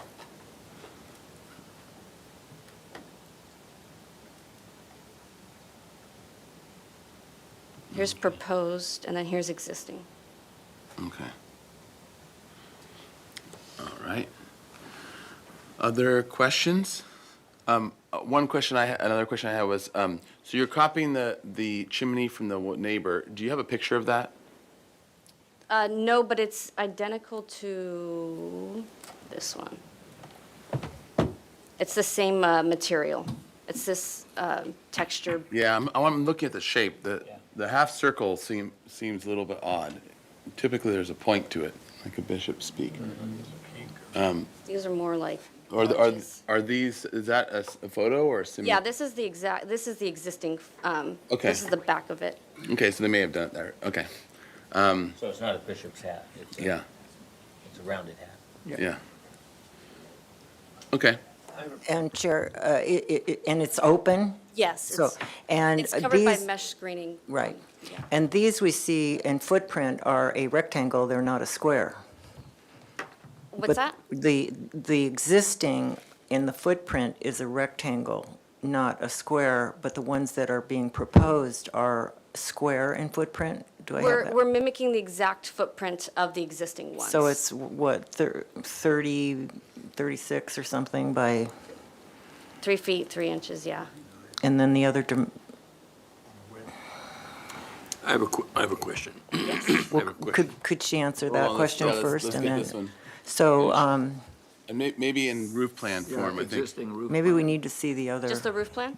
Yeah, existing. Let's see the shape of it, because I think what she's asking is, in plan, you're showing a square, but in the photograph, looks like it's not square, it's rectangular, a little bit longer than it is wide. That's where I think she was. Right, and I was thinking maybe the problem is that they're not big enough. You know, maybe if they look bigger, they would look more Longer, even substantial, and they would look more like a real chimney instead of what they are. So that was why I asked that question. Okay, Commissioner Lenvick? Yes. Is there a reason that they are all, 4 of them are separated? Yeah, so the separation is how Verizon gets maximum coverage and capacity. When they're all clustered together like that, they have to power down the antennas and it's not as effective. So by spreading them out, it's more effective for their coverage and capacity.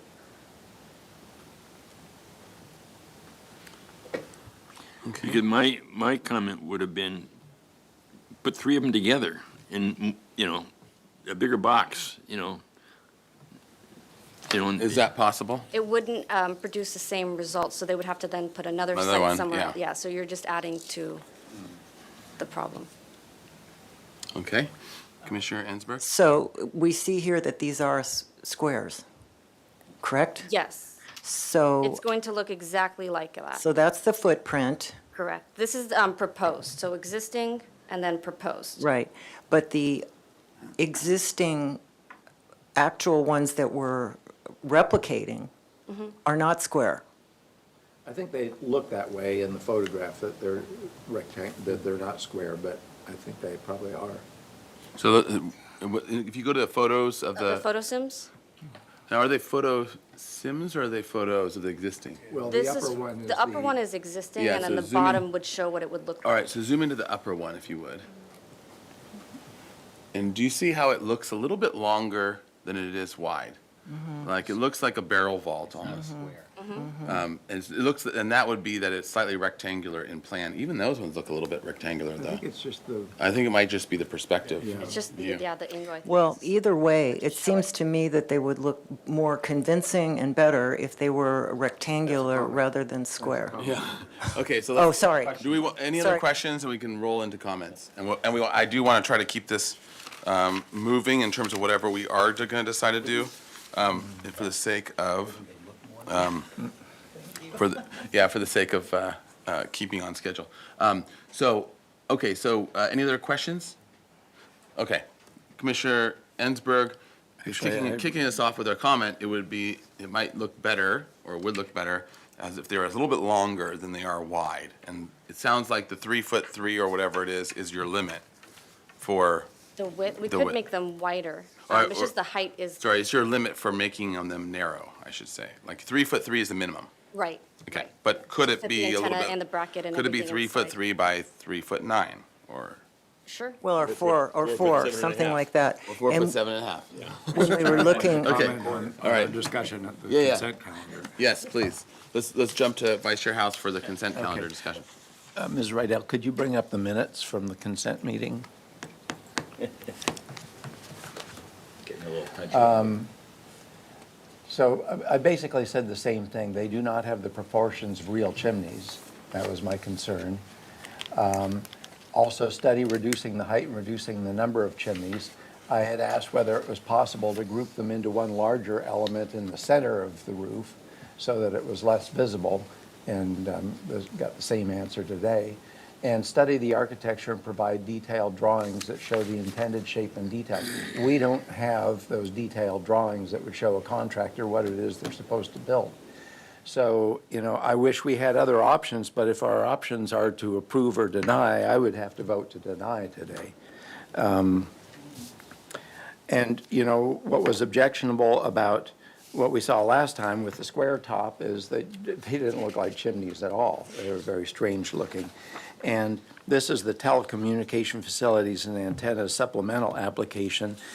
And it does say that in the applicant letter, explain how the project has been designed to minimize visual impacts.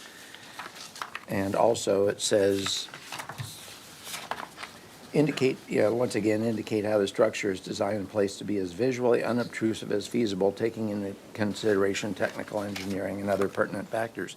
So, this is on our shoreline at a very important place, and I just feel like not much has been done since we saw it last time for me to conclude that, yeah, they've gone to all the extents that they could to make this as visually unobtrusive and appropriate to the architecture. So that's my feeling about it. Okay. Pardon my interruption, Mr. Chair, if I could just interject with a little more information. So there is a possibility to continue the item, but only if the applicant agrees to waive Right. to an adjusted shot clock timeline. So that would just be up to the applicant if it looks like if the commission is moving towards a denial and you would rather adjust the timeline, so you could go for a continuance and come back with a revised design. If you do move to deny it, my direction from the city attorney is that you'll need to articulate the reasons into the record, and then the reason to deny can't be unique to wireless facilities, but would have to apply to all utilities. And the denial should be based on the aesthetics. So then just keep that in mind if you do move towards a denial. Chair Grumbine? Yes. Commissioner Ansberg. I think that we're trying to minimize the equipment. That doesn't mean that we have to minimize the screening. The screening as an artistic detail or an architectural element may be desirable to be seen. It's just that we don't want to see the equipment. So I feel, and I am thinking about what keep coming to mind for me is the Gaudi roof in Barcelona, where he has with all the sort of gargoyle things on the top. Not that you would go to that kind of detail, but I'm just saying that they can be aesthetically something interesting. So I feel like I could support it as it is if the proportions were changed to make them look more Like authentically, like a chimney. So more rectangular in shape, more prominent actually. So I think that could be a way that could work, and it would look convincing, and that might work for what Verizon needs, and also look like what you're trying to make it look like. Thank you. I have a question. Verizon is not in this area now? I mean, they don't have coverage here? This was a significant gap in coverage, so this was an area that they needed an additional cell site in. So they have cell sites all around Santa Barbara, but there's gaps in their coverage, and so this was an area where there was a gap in their coverage. So but they need 6 things to get coverage? You got to pick up all your calls. Well, I'm a Verizon customer. I could tell you.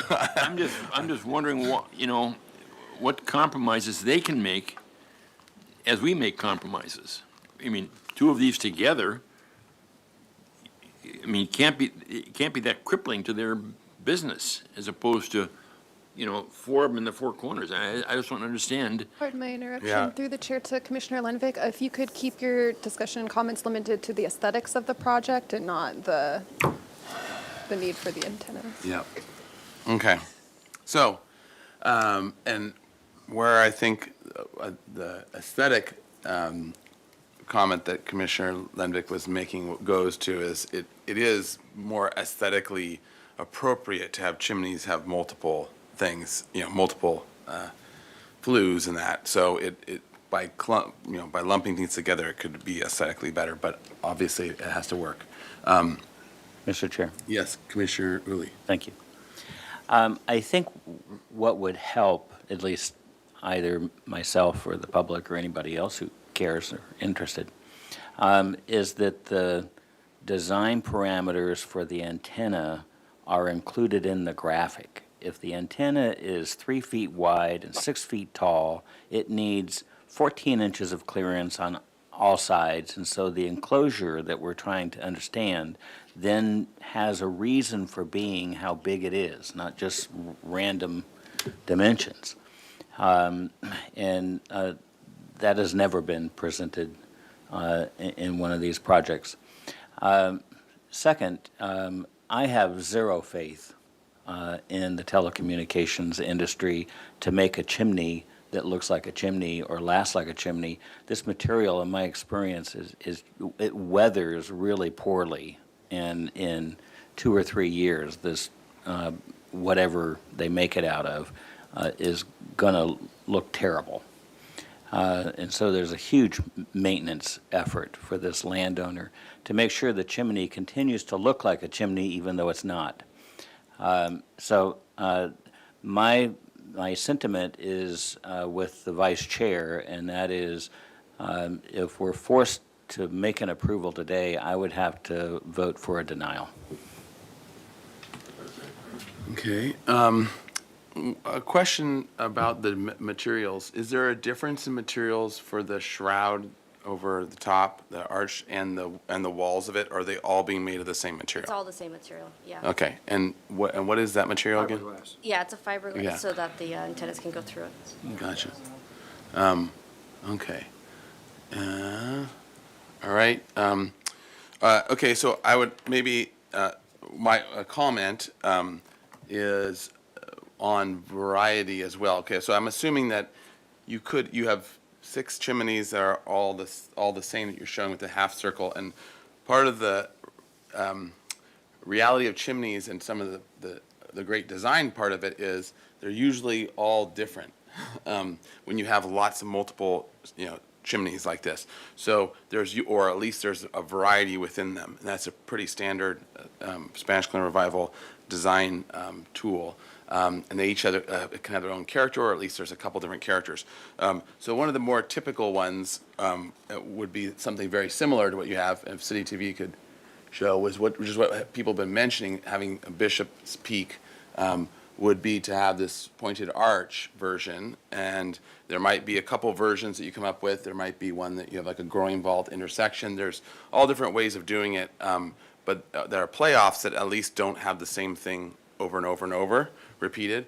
And so I would say that part of, potentially part of the kind of success of this, especially because you have so many of them, would be in having some variety. So I also would be similarly concerned about visual maintenance and that, but at least if they're also not all the same, it could help visually with them. So I don't know what, Commissioner Ensberg? Yeah, I had one, sorry to have this question, but do you have a picture of like what they look like? What does this look like without anything? What do they look like? The antennas. The antennas. So Verizon has, there's 2 sets of drawings. We do zoning drawings and then construction drawings. So the reason why you don't see all of the antennas is because that would be on their construction drawing set.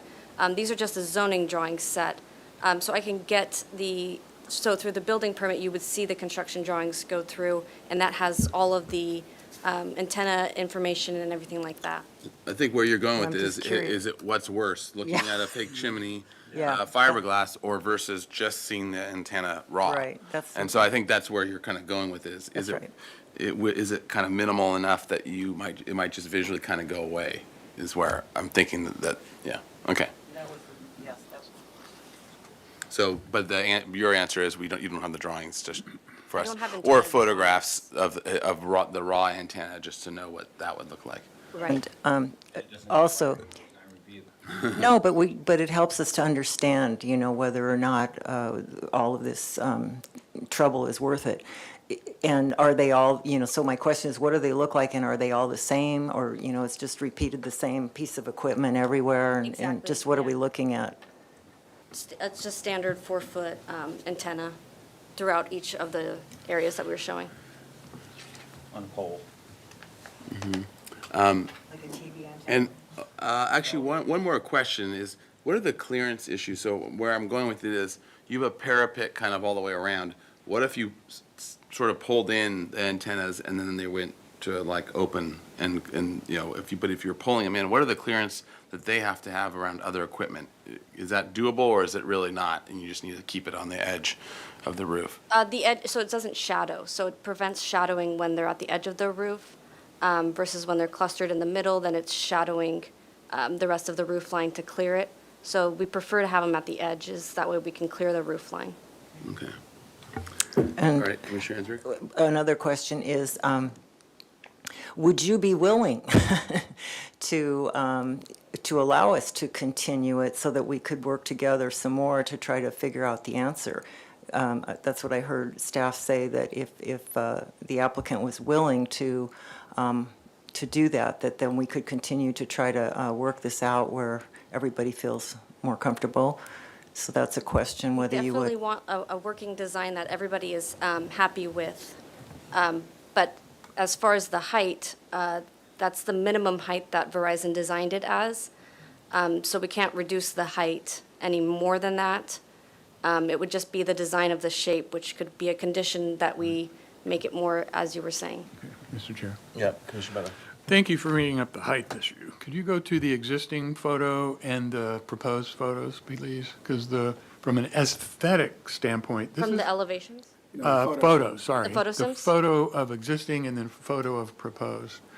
So my first reaction was that's a significant increase in the height above the existing chimney structure.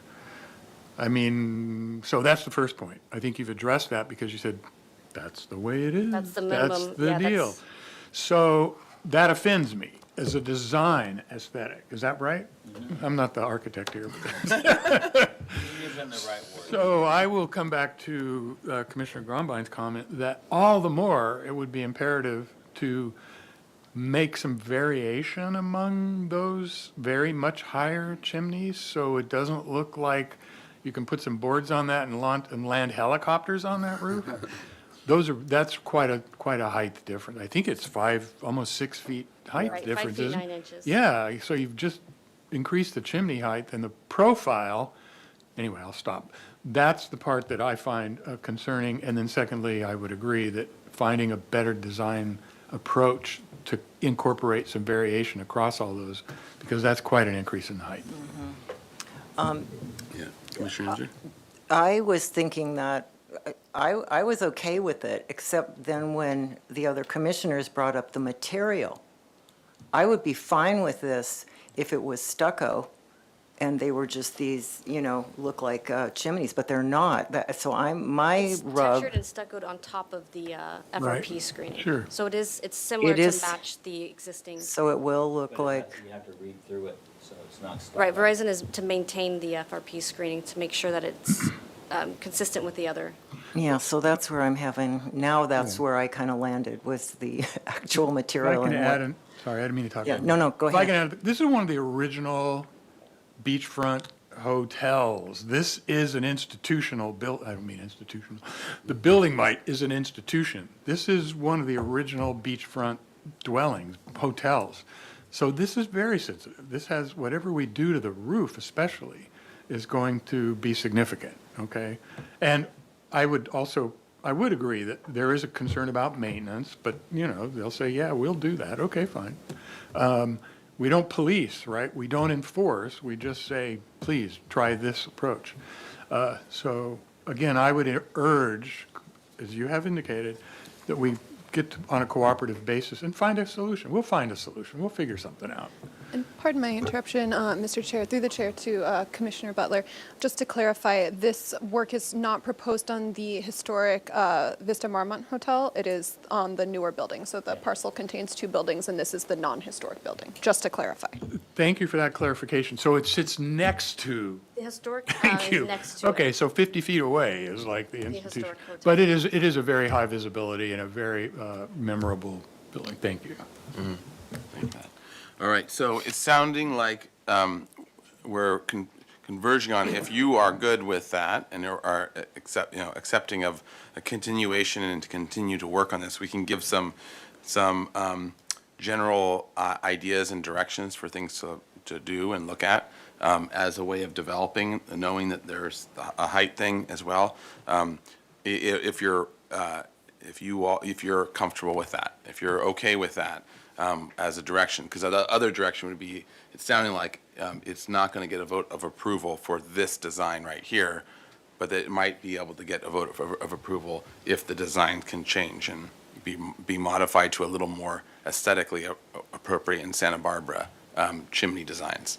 Mr. Chair, Yeah. if I could add, my recommendation would be you find an architect capable in this style of architecture, because otherwise we're just going to go back and forth over and over if it's the engineering department trying to draw up something that looks appropriate.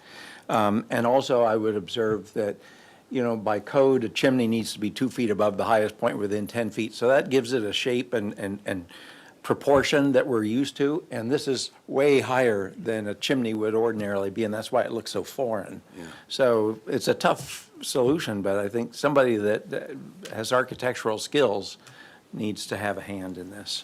Yeah, and there might be ways of getting it to break down a bit. Yeah. Okay, so is that, to the applicant, is that, or is that what you are in favor of us extending this for you to come back with additional designs and refinements. Sure, I just want to get clear understanding of what those, so that we don't have another repeat third meeting. So I would like to have a clear understanding of what those design parameters are that you're looking for us to change. And then I can include a picture of what the antenna would look like as well, just a standard antenna.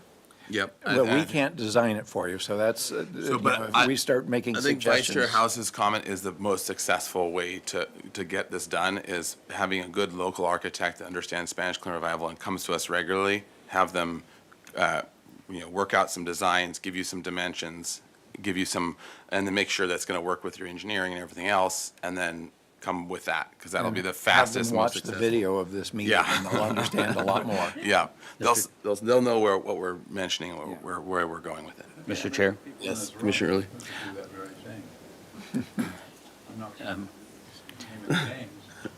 All right, Commissioner Early. Thank you. I would suggest that those graphics indicate the constraints of the antenna itself so that we can understand why the enclosure is whatever size and proportion it is.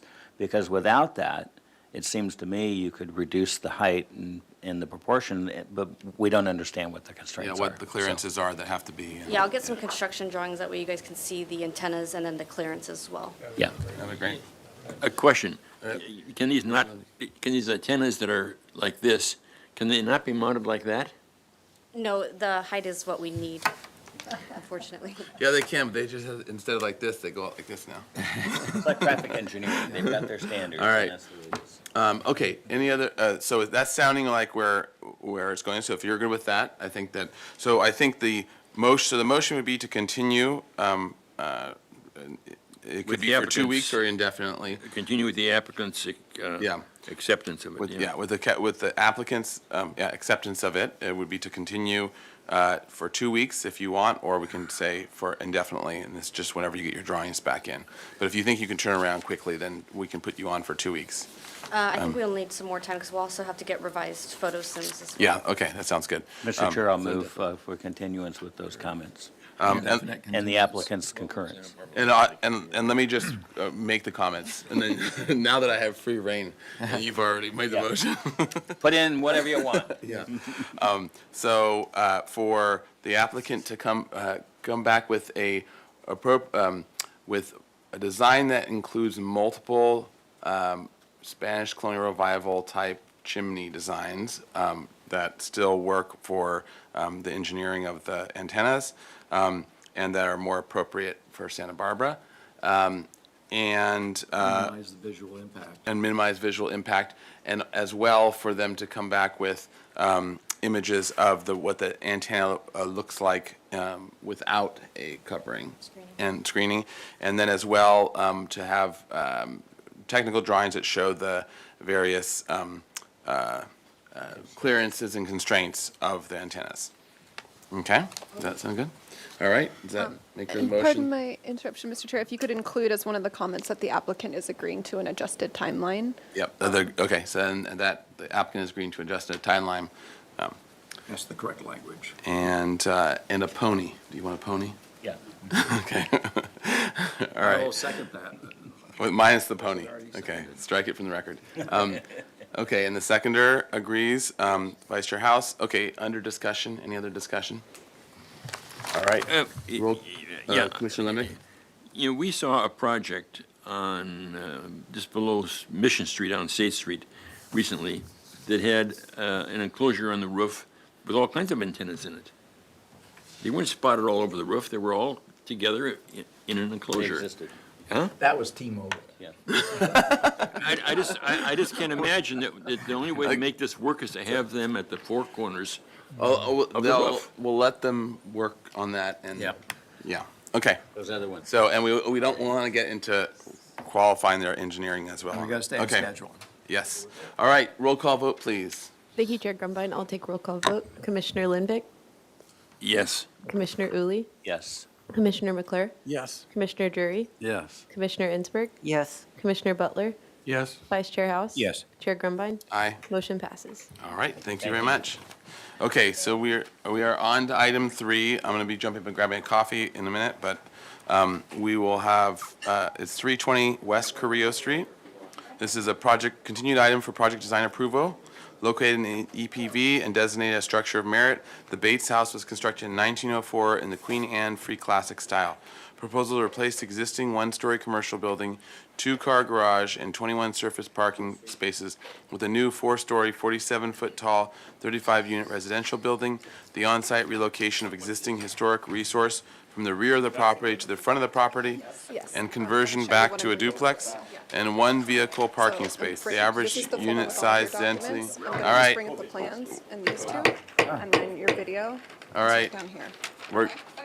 The average unit size is 764 square feet. The project is proposed under the city's AUD program and state density bonus law. State density bonus concessions include relief from the maximum height, story pole, and open yard requirements. All right, project design approval is requested. Project compatibility findings and major alterations findings are required. Project was last reviewed under pre-application 2022-214 on December 6, 2023. There is a historic significance report, memo to Secretary of Interior Standards, and Planning Commission minutes. So with that, if you would introduce yourselves for the record. Brian Cornell. Nicole Horn, landscape architect. John Kuykendall with DMI, agent for the owner. Okay. All right. So we will go over the motion from last time, and then we'll let you take it from there. All right. So the motion was to continue indefinitely with the following comments.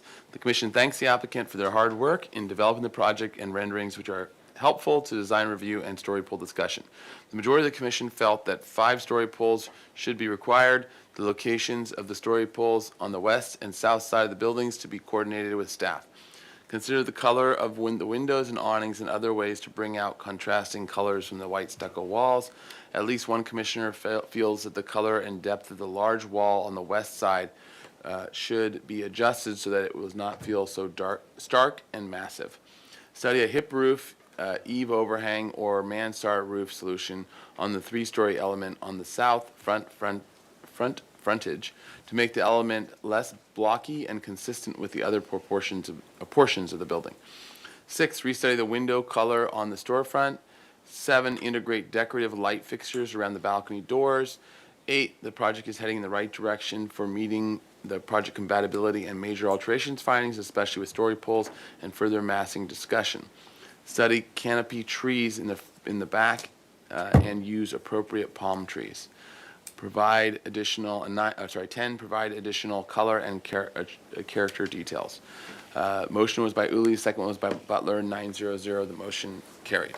All right, so with that, if you'll have 15 minutes, if you can walk us through the, Yeah, Chair Grumbine, I have a few comments. Since this is coming before you for project design approval, their main approval for the project, wanted to just remind you that this is, like certain AUD projects, it does go to the Planning Commission for concept review. So you had your first concept review back in July of 2023, and then the project went to the Planning Commission for concept review. And what they did is provide comments that were to be conveyed to you. And then, which they were, the project went back to you in December 6, 2023. And at that point, I did summarize the comments from the Planning Commission at that time, and they're included in your minutes as well. And then we've attached them to the agenda today for your review, if you would need to refer to them. Since this is a state density bonus project with affordable units, they do have some concessions, incentives, and waivers that are allowed. And as you mentioned in the project description, there's a relief from the 45-foot height limit is requested. I think it's just about 47 feet. A reduction in open yard requirements, and then also a relief from the story pole requirement. And in regard to that, the Planning Commission did in their comments state that they felt like story poles weren't necessary because the applicant had the video that they showed to them and also to you. But even so, at your last hearing, you did require story poles, and we went through which areas and such. However, the applicant has decided to ask for relief from that, so you didn't have them before your hearing today. And I wanted to let you know that that is allowed under state density bonus, that they did not have to install those story poles, even though you had required it at your last hearing. And I'm here if you have any questions about that. Okay, and so the state density, I have a question about that. State density bonus concessions include relief from the maximum height, story pole, and open yard requirements. So, the part where you said that, they're 47 feet tall, or they're over, so using the state bonus density concession, we're not even really going to Comment on that. Yeah, so they did bring it to the Planning Commission. They didn't ask for the height exception, which they could have done that as well at that point. But the Planning Commission did make comments on the height and didn't have any concerns about the height. And that was included in your comments from them. Gotcha, okay. And, sorry, do we have those, their comments as well? Yes. You'll see that in the minutes from the last meeting, I had summarized those comments, but also they've been included, attached just to your to- agenda. Yeah, I think it'll just make sure that we refresh our minds. And there's many pages, though, of those. Oh, gotcha, okay. There are many pages. We're refreshed. That was refreshing. Okay. Okay, so now, okay, that makes sense. So, any other questions about that from the commission before we go into the presentation? Everyone understand? Okay. All right, so with that, you'll have 15 minutes to present. Please make sure to address all of our comments from last time, as well as anything else that's been new. And anything else that's been a new or different development. So we obviously had a disagreement about the story poles. Nevertheless, I want to be clear, we went and solicited, we actually got a story plan approved by Kathy. We went and got a proposal for it.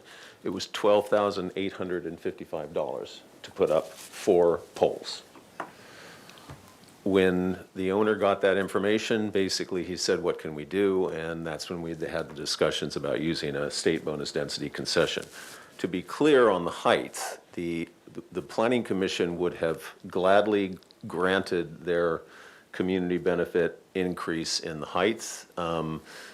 Because it wasn't asked for, we didn't actually officially do that, but there is a difference in the state bonus density laws relative to concessions and waivers. Concessions are specifically used when there is a cost impact to the project that is abnormal, and we felt that the story pole was that. I want to assure you all that, this is 37 new units, 4 of which are very low income, 3 are moderate, so it has a very high percentage of affordability.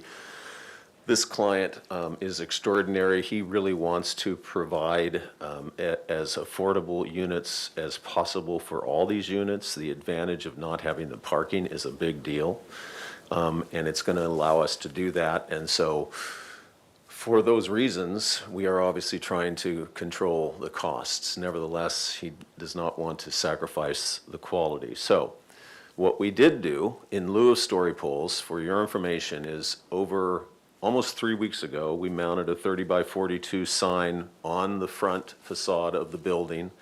And on that, and we can show you an image of that if you want, we put a QR code so that people could look at this video and see the results of it. Because, the Planning Commission, without going into a lot of their comments, basically we had one that said does not think story poles are necessary as the video tells the story. Another one said the video is a good solution to story poles. Another one said the visual presentation in lieu of story poles is appropriate. Another one said the video to be a good replacement for story poles. So the majority of them felt that that was adequate. So let's just run this, and while we're going through this, I'll explain what we've done. The colors are still to be debated, so we'll get to that at the end of this. I don't have a strong dog in that fight, uh-oh. Those are some pretty serious colors. Yeah. Yeah, so those are my new proposed, we're gonna Meridian Studio, here we come. do it in Chrome, yeah. So the one significant change, actually, when we were at the Planning Commission, Sheila Lodge asked us to restudy the tower. The last time we were here, we had done that for you, which is the elevator tower in the back. It's really not visible much in any of these views, but the one significant change is we eliminated the flat roof on the 3-story portion along Carrillo and added the mansard that you see. And I do think that that has helped the comfort of the building in the neighborhood. We've actually added some tile along the parapet of that little commercial space, which is, again, the bike parking for the project. And I think Nicole also has done some additional landscaping work, which we'll show you in a moment. So I think the video does do a good job to show how it sits. And I'll also show you when this gets done and we look at the site plan, how significantly back the building is now than what the building currently exists on the site. So let's go to the plans and go to the third sheet. Fourth sheet. So here you see on the right, the existing condition. So the building is built right to the property line, and it runs pretty much the width. There's 2 driveways. That's another thing that Planning Commission was very happy about, is that we were getting rid of these driveway cuts along Carrillo, because any of you that have driven this, you know it's a real problem. So you can see now that we are back a full 10 feet, so we are going to be adding a parkway, and then the sidewalk, and then the frontage zone. So the only thing that is in that frontage zone are the steps going up to the old Victorian. So the Bates House is being relocated, and that obviously is a big, big benefit to the project, since Carrillo originally was lined with Victorians like this, and this building was up forward. If you recall, it's been a year almost since we reviewed this, but the Bates House was originally up forward, so we're relocating it back where it was before. Let's go to your landscape plan, and you can talk about the landscaping while we're on the site, and then we can go to the elevations. Can I show this one on the screen? Microphone for her. Yay, paper. You guys remember this? We had plans. I've lost it. Somebody's coffee. Oops, sorry. City TV. There we go. Paper plans, yeah, so one of the comments didn't make it into the set that we submitted, so Yeah, if you can zoom out, City TV, and actually, let's get rid of the mic. Great. So there were some comments and changes in the alley, which we could start here. City staff had comments about removing landscaping over here to make this loading zone longer, so we did that. But your board had a comment about trees. So we had palm trees here. We added this canopy tree, and that's why I brought this plan set, because it was still showing palms in what we submitted. So we've added this canopy tree here on the back, and then we've got an additional palm tree on the street frontage, and you can see that red cloud. So there was only one. We added the second one and just spaced them evenly to the other 2. And I think there was only one originally because we were trying to put it in the tree well that used to be there, then it got paved. But then in this whole process, we've enlarged the whole parkway, so now it makes more sense to have the 2 and have all 4 evenly spaced. Another change that we made is just the paving. So we have an image there on the plan, and then I have samples here. So. It's brick sample day. Yeah. This is not the format of the paver. The format is a 5x10. This is just the color. This is a blend. It's hard to see the blend, especially on the camera, but in the sun you can tell some parts are darker, some are lighter.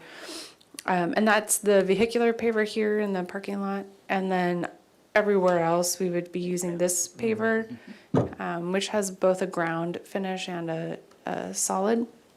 So we might use, both in combination. Our idea is to use just one paver, one format, maybe vary the finish, but have different patterns across the site. And that, the patterning has all, been shown before. The only thing that we've changed is the color. So, Troy, just to be clear, this is the side that is being proposed, or? Yeah, I think this is what we're showing on the plans. Maybe in some areas we might go to the ground face just for some additional, variation. And pardon my interruption through the chair, to the rest of the commission, because these plans differ from what was linked to the agenda. If you do grant project design approval, you'll need to include all of these differences as conditions as part of that approval. Yeah, so that would just be the trees, this tree right here and the 2 palms. All right. And just maybe a reminder of the sycamore. Right, we have a large sycamore here, which you've seen before and that you can see in the renderings. And that's existing? No, proposed. Oh, that's right, okay. The existing trees are all back here that we're taking out. They're pepper trees. And then there's one ficus that's right in front of the porch of the Victorian. Okay. Maybe go to the elevations real quick. So the issue of window color got a lot of attention in the minutes. I'm really flexible on this. Basically, my feeling is that we would do the storefront, the bike room with a dark anodized and a cobalt blue tile and a dark blue awning, and just differentiate it, almost feel like it's a separate little building, obviously, than the residential. And then on the residential portion, we have shown basically this light green with a light awning, and there was opinions about it being darker, and I'm completely fine with that. Obviously, this would be a very traditional, thank you.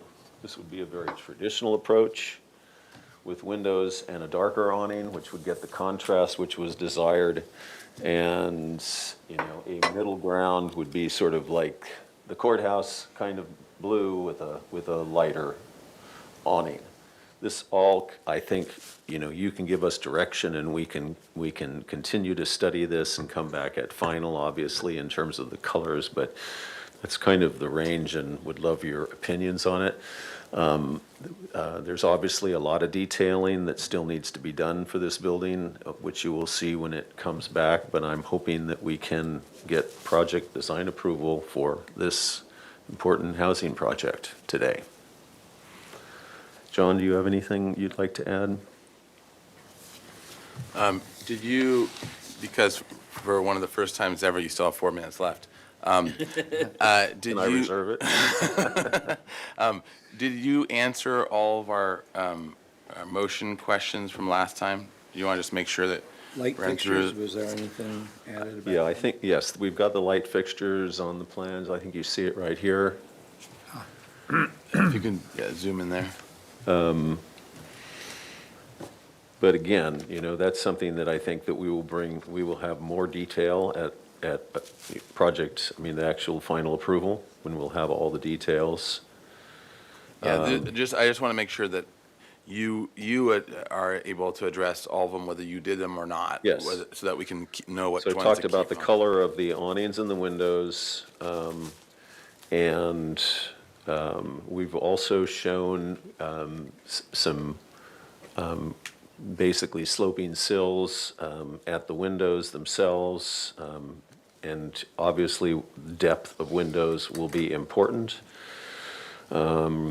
Integrate decorative light fixtures around the balcony doors, which we've done, and study canopy trees in the back and use of appropriate palm trees. So that was the final comment. So Okay. yes. All right, great. Does that complete your presentation? Yes. All right. So with that, let's go to public comment. Anyone in the room wishing to comment on this? All right, seeing none. Do we have anyone? Thank you, Chair Grumbine. I'll move to virtual. At this time, we don't have any virtual participants, and we didn't receive any written correspondence for this item, so I'll turn it back over to you, Chair Grumbine. All right, to the commission for questions. Mr. Chair? Yes, Commissioner What Drury. do you plan for the color of the Bates house? We are showing it just the way that it is now, but that we've not studied, and it should be. I don't have any problem with It's debatable. choices, I'm sure. Thank you. All right. Chartreuse, for instance. That sounds like a comment. Other questions? Questions? Okay, let's let's go and roll into comments. It's for project design approval. And project compatibility findings and major alterations findings will be required. So any comments, especially based on what you're seeing and. Mr. Chair? Yep, Commissioner Uli. I'm comfortable with the direction the applicant is proposing. Like the idea of having the little commercial building up front kind of pretend like it's all by itself, even though it's got this thing behind it. And comfortable with the color palette and landscape palette. Mr. Chair? Yep, Commissioner Drury. I'm basically following the same line of reasoning as Commissioner Uli. I think there should be perhaps an opportunity for a little pizzazz in the awning colors. Just a little something. You got, everything is pretty, except for the richness of the blue, everything else is kind of in the mediocre taupe range, and I think it could be jazzed up a little bit. Stripes, perhaps? What's that? Stripes, perhaps? Well, that's my neighbor to the west. But otherwise, I think it's a good project, and I'm pleased it's going forward. Thank you. All right. Commissioner Ensberg? Okay. Thank you for the presentation and for the work that you've been doing. I have several comments. I really appreciate, we had this big discussion about the story poles, and of course, that's part of our responsibility is to be sure we're representing the desires of the community and being sure that they're participating and feeling comfortable. I appreciate that, what you needed to do, and I appreciate that you put the big sign out there. So it sounds like that was a successful way of dealing with it, so I wanted to acknowledge you for that. And I also especially appreciate the increase in the parkway and making that, frontage along the street is a great improvement, and so I'm very happy to see that. I think the landscape is beautiful, and, especially on a property like this where it's kind of difficult to get it in there. So I think you've done a really good job on the landscape. On the colors, I think I agree with my commissioner on my left. I think you can, this guy over here, that I think that they need to be punched up as far as something more stronger in color. I think that the building is, it's very solid and good, and I think you've done everything really well. I like the roofs and how you've dealt with that. And this is the place where you can really bring in some, some energy. So I would love to see a stronger color for those awnings and also for the windows. I like the idea, as Commissioner Uli said, that you've dealt with that one commercial piece as a sort of a separate piece. I just think that as much as I love, navy blue, I think it just kind of dies away. It'll just go black or dark. So I think you could, I would like to see, maybe you think about a mix of tiles there, maybe you do a checkerboard, or maybe you mix up with some hand-painted, typical Santa Barbara tiles and mix it up there and just make that really something special, and then tie it in with whatever awnings. But I think that the dark just kind of goes away, and you could get more bang for the buck. So I think those... Oh, and then as far as the Bates House, I'd be very interested to see what you come up with for that. It's, this sort of totally separate element and how you're going to make that special. I'd be really interested to see what kind of treatment that you would do for that in a very historical approach. And that's it. Thank you. Mr. Chair. All right. Vice Chair House. I would agree with most of those comments. I think as far as window color, I think this dark green kind of is lifeless, and just doesn't pop at all. And the light colors, I think, are kind of too washed out. So I like this slate color, but I think that the awning should be differentiated more from the window color. So that's an opportunity to have a little more contrast and a little more life to the color. I don't have a problem with the blue tile. I've seen that on other buildings, and you get some light on it, and it kind of pops, but I'm also open to the suggestions made. So I you know, as far as story poles and things like that, it's like another example of the state taking away local control. But on the other hand, my understanding is this has got a lot of low-income housing in it, and so I think this is a great project for that reason. And so I'm accepting of that in this case. Mr. All Chair. right. Commissioner Drury. Before I forget, I'd like to express my appreciation for the honor you've bestowed upon the Bates House, the protection you've given it. It's a really lovely house, and it fits the architecture behind it. Thank you. Okay. Other comments? I just thought of one other comment, thank you. Because, you know, it's the, you know, we get to this point in the project, and it's this artistic expression, which is what really separates the project and really makes it speak to the community. It's the, you know, the craft and the detail and like the light fixtures and these kinds of things are the ones that really sets it apart and makes you really know that you're in Santa Barbara.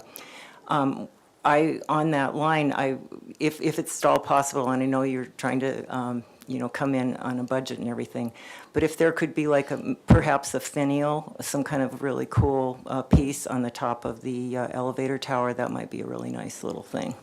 There might actually be something up there. Yes. Is there, do you have something already? I have a little weather vane, but it's, you know, at this point, Something, yeah. yeah, something for sure needs Okay. to be there. Yeah, thank you. Okay. All right. Any other comments to add? One quick question. In elevation, on the, can you go to the side elevation? It's not the, it's probably the south side elevation. The next sheet. Yeah. Why are you not putting awnings at the, above the other, so you have 2 stories of awnings in the top floor, you're not having awnings? Because the roof overhang provides the shade at those upper windows, and, you know, but that doesn't explain why I don't have them down at the ground floor windows. So, and, you know, I put them on, I did not put them on the north side, or the east side, I guess, because it's really not needed, but if you all felt that it was important, we could. Yeah, okay, so let's have a little discussion of that. Awnings do get dirty. Yeah, and one of the things about the, from the video, I noticed at first, and I thought it was just it wasn't included in the model, but actually, can you go back to the video? And which would argue for it more on the upper, but not the lower, but yeah, that, if you pause right there. That is like it's a nice decorative feature to be at the top. Okay.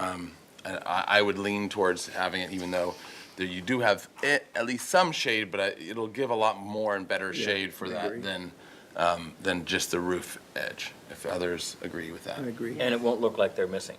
Yeah, exactly. And also the color, and this is such an important view coming in. Yeah, exactly. So- It livens it up in a way that I think would be. But we don't need them on the other sides. Yeah, I Which think makes that- no sense because they just get like full of mold and everything else, so. Yeah, yeah. Yeah. No, I think it most, both practically and also aesthetically, but it makes sense on this side and not the other.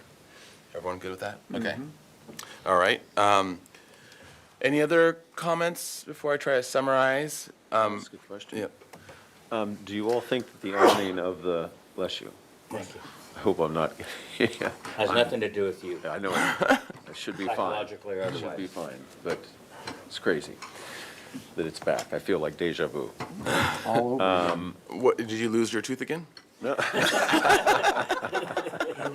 Is it back or gone? No. I wasn't going to ask. Seriously, Well, you brought it up, so. we had a super spreader in the office. Should the awnings all be the same? Would you prefer to see the awning at the little commercial different? Yeah. Yeah. Sure, okay. And actually, along that reminded me, is there any awnings at all proposed for the eastern building? Because it has the north facing, and on the interior of the block of the complex, is there any awnings proposed there? It doesn't need to be, I'm just curious. Okay, You mean on the north elevation? okay, there's not. It doesn't No. look like there is. There's Yeah. only awnings proposed on the one side of that. Yeah, on the Okay. west. Yeah, because I think each building does read kind of as its own, each mass reads as somewhat of its own building, like a village kind of complex. So it does have freedom, in my mind, to be different and actually better if it's different. And the awnings could be striped if you want. No! That could be a way of adding some pizzazz. And just bring some black and white photos showing striped awnings in Santa Barbara. And then, okay, so, yeah, sorry, what Mr. did you Chair, say? let me Yes. just ask a question. Staff, do you want this, a copy of this? No, they can upload the revised plans to Okay. the. And it's been videoed, so there's record. And then are you guys okay that we then defer the colors to final and that we'll do more study and Yeah. come back with the color for the Bates House and everything else? Yep, I'll have those as comments to come back. So it's sounding like everyone's good for project design approval. So the motion would be for project design approval with the following comments. To continue to study the colors with more on the windows and awnings with more pizzazz. That was the official quote. Yes. And I think in general, most were in favor of the cobalt blue tile, finding acceptable, and potentially studying the more navy blue of the awnings for that storefront building, but in general are in favor of it, or are finding it acceptable. On the landscape, it was very acceptable. The new changes, and we thank you for that. Actually, the first comment should really be to thank the applicant for their continued hard work with this, and it is really becoming quite a beautiful project, and important, needed for housing. As part of I'll tie this to the comment on the commercial building and its cobalt colors, to also consider either mixing up the tile or adding additional detail of tiles to the cobalt blue tile. At least one commissioner suggested that. The Bates House, we appreciate you moving it to its new position, or to its new old position, and the care that you're taking with it, and look forward to seeing a good historic color for it as it goes forward to final. The comment was made that a finial or the weather vane is appropriate as well in the tower, and look forward to seeing its design as you go forward. And let's see.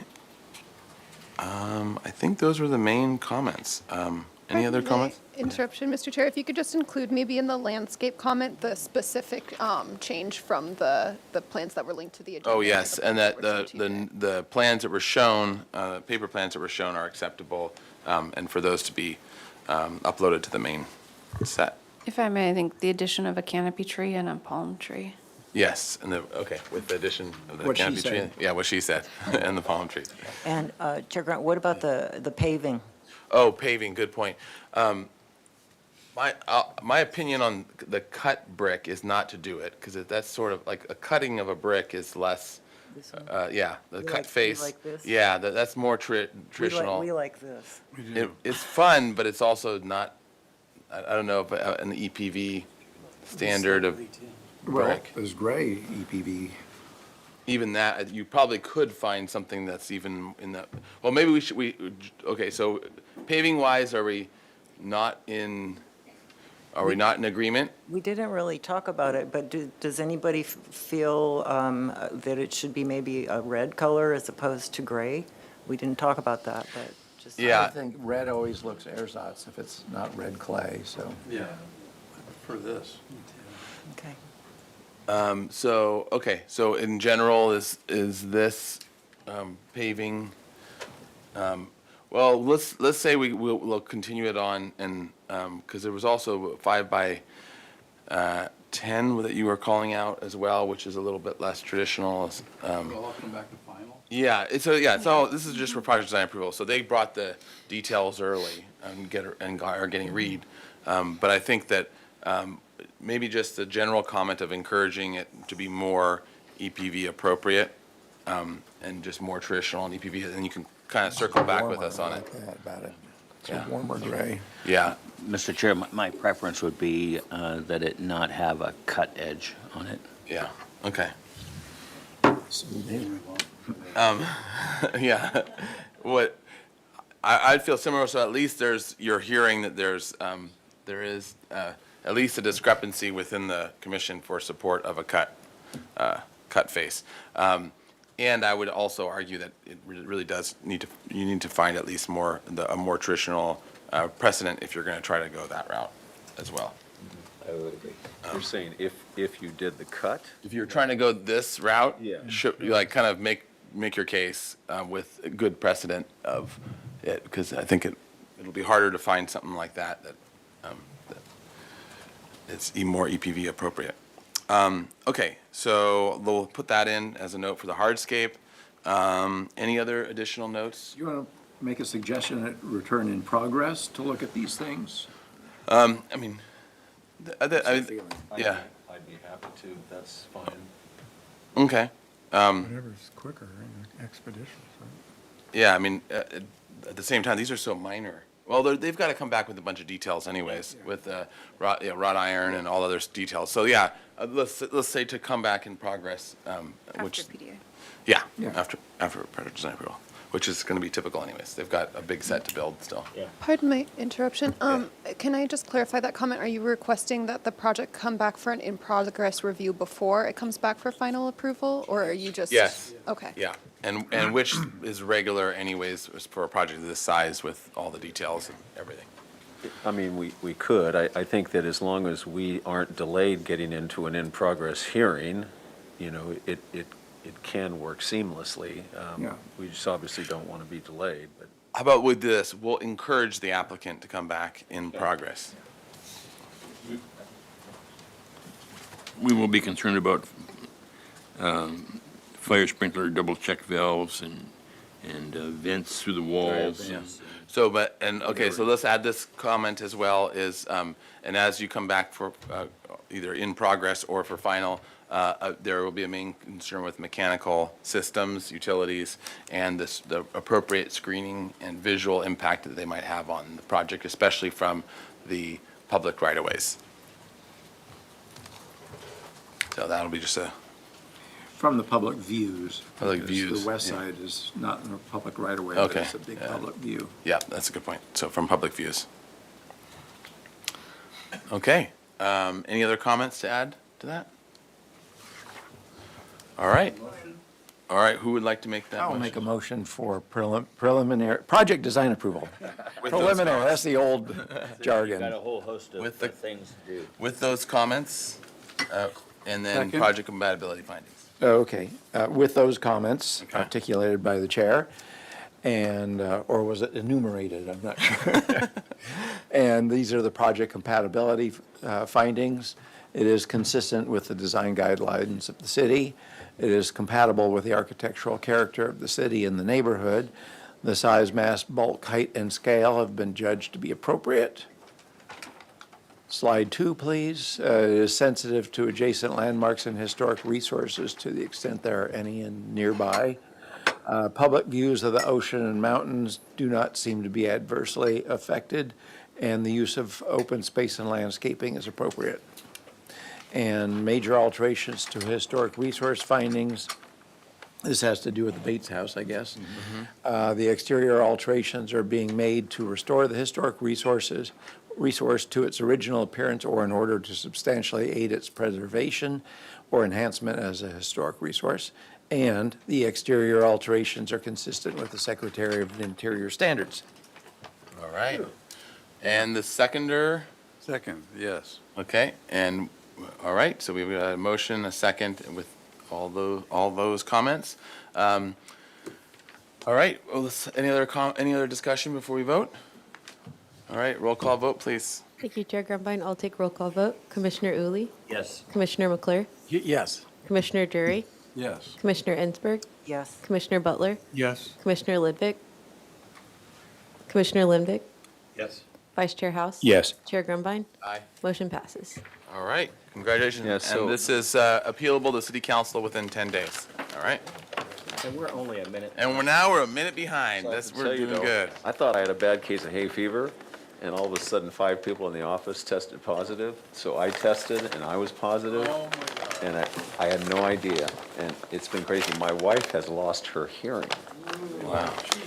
Well, then you can say Well, she- whatever you want. Well, I think she's just not listening to you. I've just been yelling at her lately a lot.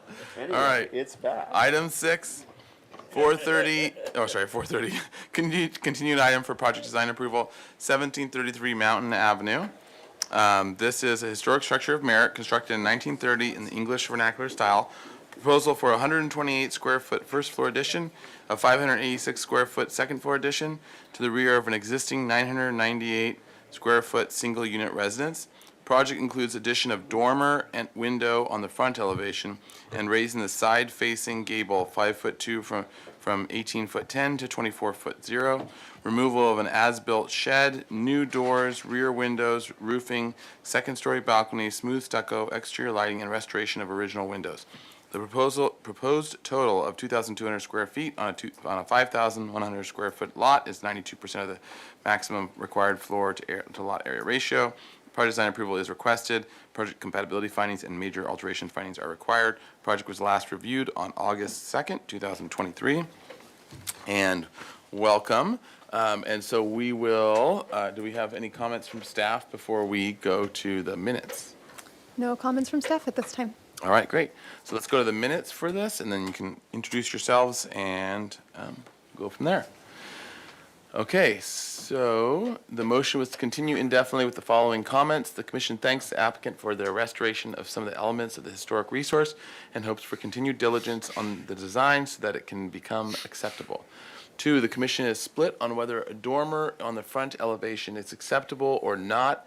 The commission believes that any dormer added should be more vertical with a gable roof, or the applicant shall present clear evidence that the shed dormers exist within Santa Barbara in Tudor or English vernacular architecture.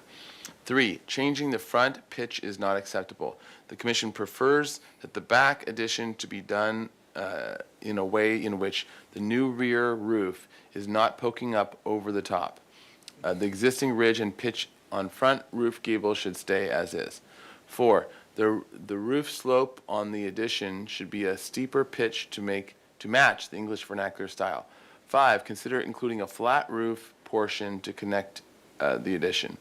6, restudy the back balcony and develop a more appropriate English vernacular way of treating the balcony. Restudy the second floor cantilever overhang.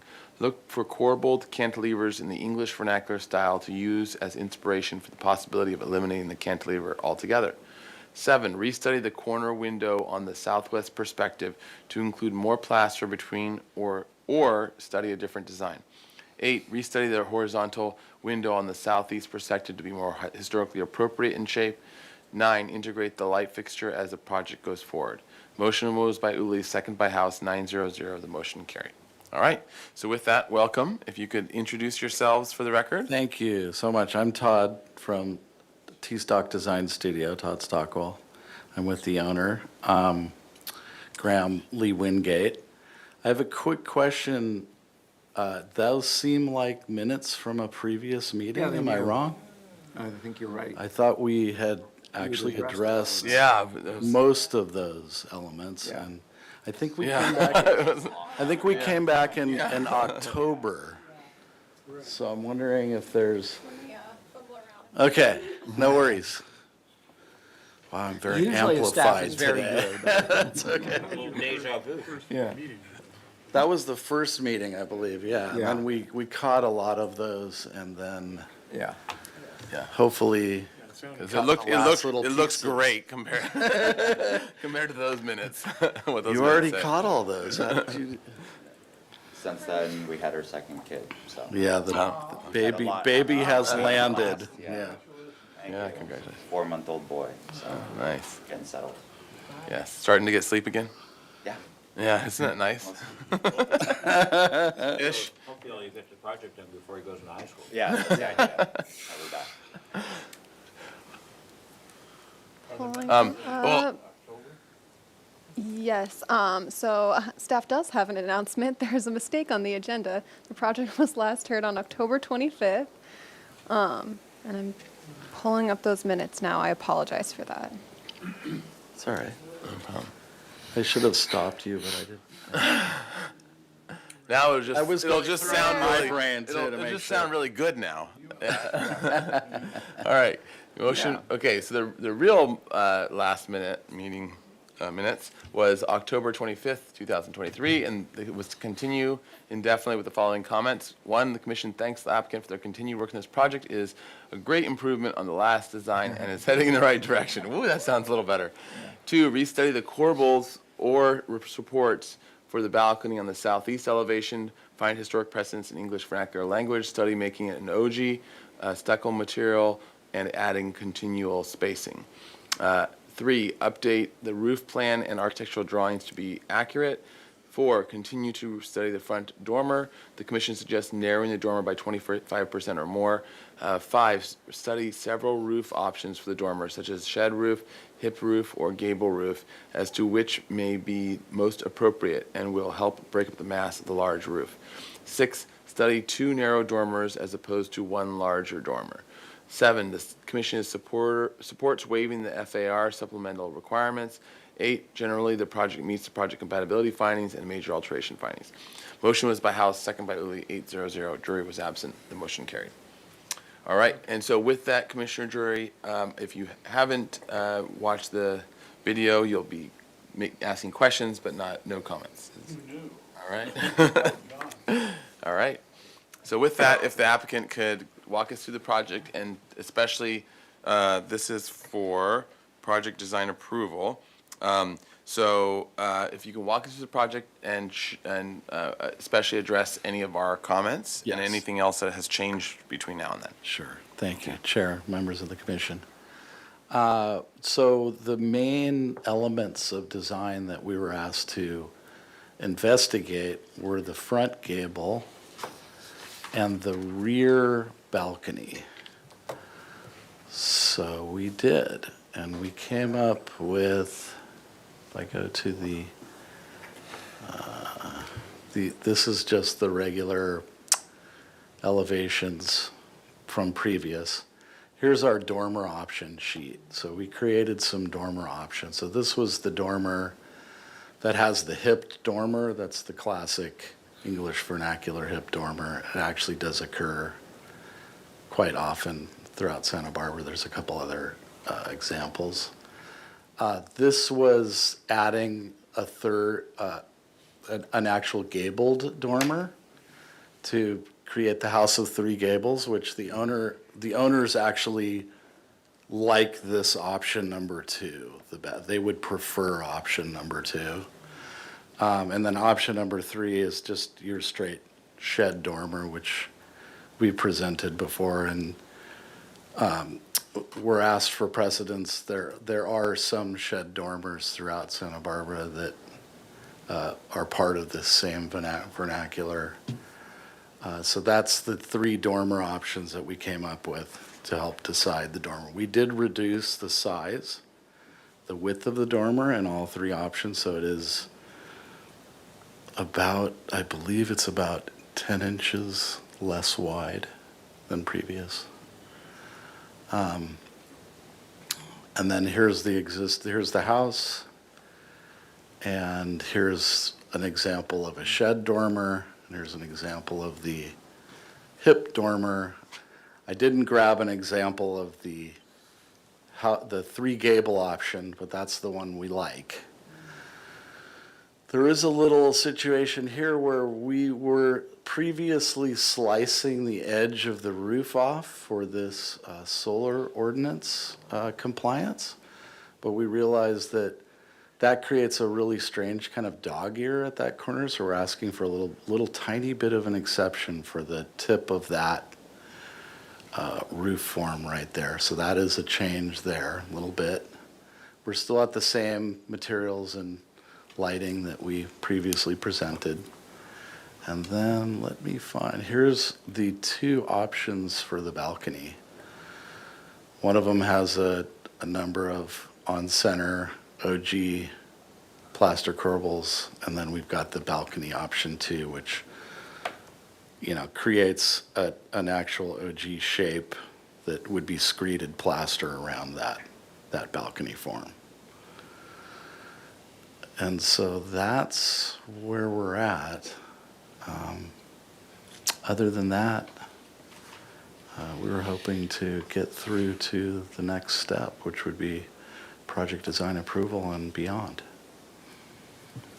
All right. Okay, if that completes your presentation, then we can go to public comment. Seeing no one in the room, is there anyone online? Thank you, Chair Grumbine. At this time, we don't have any virtual participants, and we didn't receive any written correspondence for this item, so I'll turn it back over to you. All right. So to the commission for questions. Commissioner Uli. Thank you. For the rear balcony option number 1, did you consider wood corbels instead of plaster?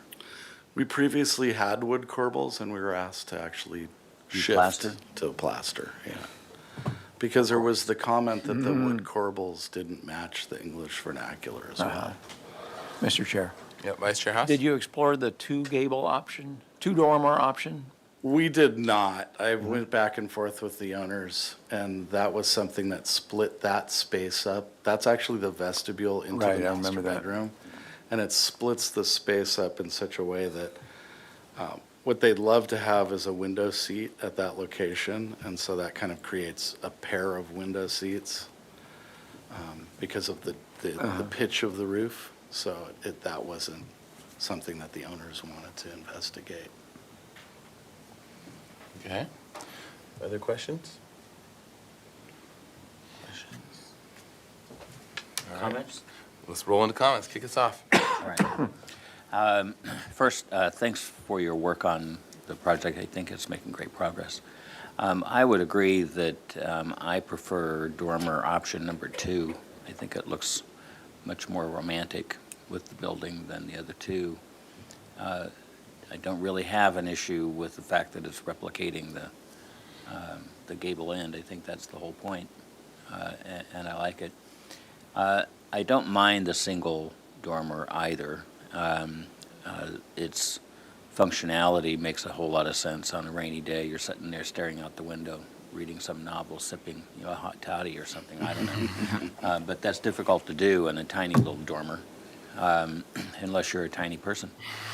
I know that we've gone back and forth about the corbels on the rear, but there are wood details on English buildings, so it seems like it would be a better solution if they're just wood corbels and not plastered. But I'm okay with it the way it is. I'm just suggesting that it's okay by me if you don't plaster them. Other than that, I think your project is very supportable. Mr. Chair. Yes, Vice Chair House. You want dormer number 1? Dormer number 2 or dormer number 1? Behind dormer number 1. Yeah. It's Monty Hall's. Yeah, exactly. I prefer dormer number 3. I think dormer number 2 is sized for the vestibule you have, and I think it's just too prominent with that gable end to it. So I think that is too strong an element. As far as the balcony options, I like the corbels, and I don't have a strong feeling as to whether they're wood or they're plaster, and it's the back of the building, so it's another reason I don't have such a strong feeling about it. Mr. Chair. Yes. Commissioner Butler. Dormer number 2. And balcony option 1, yeah, I don't have any, whether it's wood or otherwise. I think House of Three Gables, so, yeah. Otherwise, it's a great project. It looks wonderful. All right. And who else wants it? Commissioner Ensberg? Yes, thank you, Chair Grumbine. Thank you so much. It's really been a pleasure working with you, and I just think it's beautiful. You've really, I hope you're as happy with it as I am anyway. But I love the three gables. I think that's such a fun thing, and I just think it looks great. And I am also with the option 1 for the balcony, and I would think it would be better in wood. And my only comment about that is that it seems like there's a lot of them. I don't know if you could maybe have a few less corbels, but that's just my one thought, and I think that looks great, and excellent job. Thank you. All right, Commissioner McClure or Commissioner Drury? Can't speak to it. Oh, you can't speak, that's right. You have a question? Yeah, well, he can speak, but Do you're you not have allowed. do you have a pointed question? If I could comment, I'd comment positively. A question mark. All right, Commissioner Lenvick, nothing? Okay. So I'll throw my 2 cents in. So I agree with, in general, all the comments. I agree with both option 2 and option 3, and actually even option 1 too as well. While I like option 2 best design-wise, I think option 3 has more makes the addition that you're doing more diminutive in terms of it's not the original historic, and it's sort of very low-key by doing a shed. So I think it's more low-key and more historically appropriate that way, or it defers to the historic resource a little bit more, and lets it be the thing that's the important thing with the gables. However, if it was designed from original scratch, I would say it would have been a better design as option 2, because it's actually more charming and for all the reasons that everyone likes it. So, but I think all 3 of them are actually very supportable, especially now that it's a smaller size. I think that's now making it a little bit just more acceptable in general. So I can support any of them, but I understand why people like the option 2, and I agree. The corbels on the back, I don't know if you have, and we are unusually are closing in on being ahead of time. So I'll take the extra time and just ask, do we have the other the previous drawings from the last that we can pull up? Because I do want to, it was a while ago, and I do want to remember what it was that we were reacting to recommend the plaster.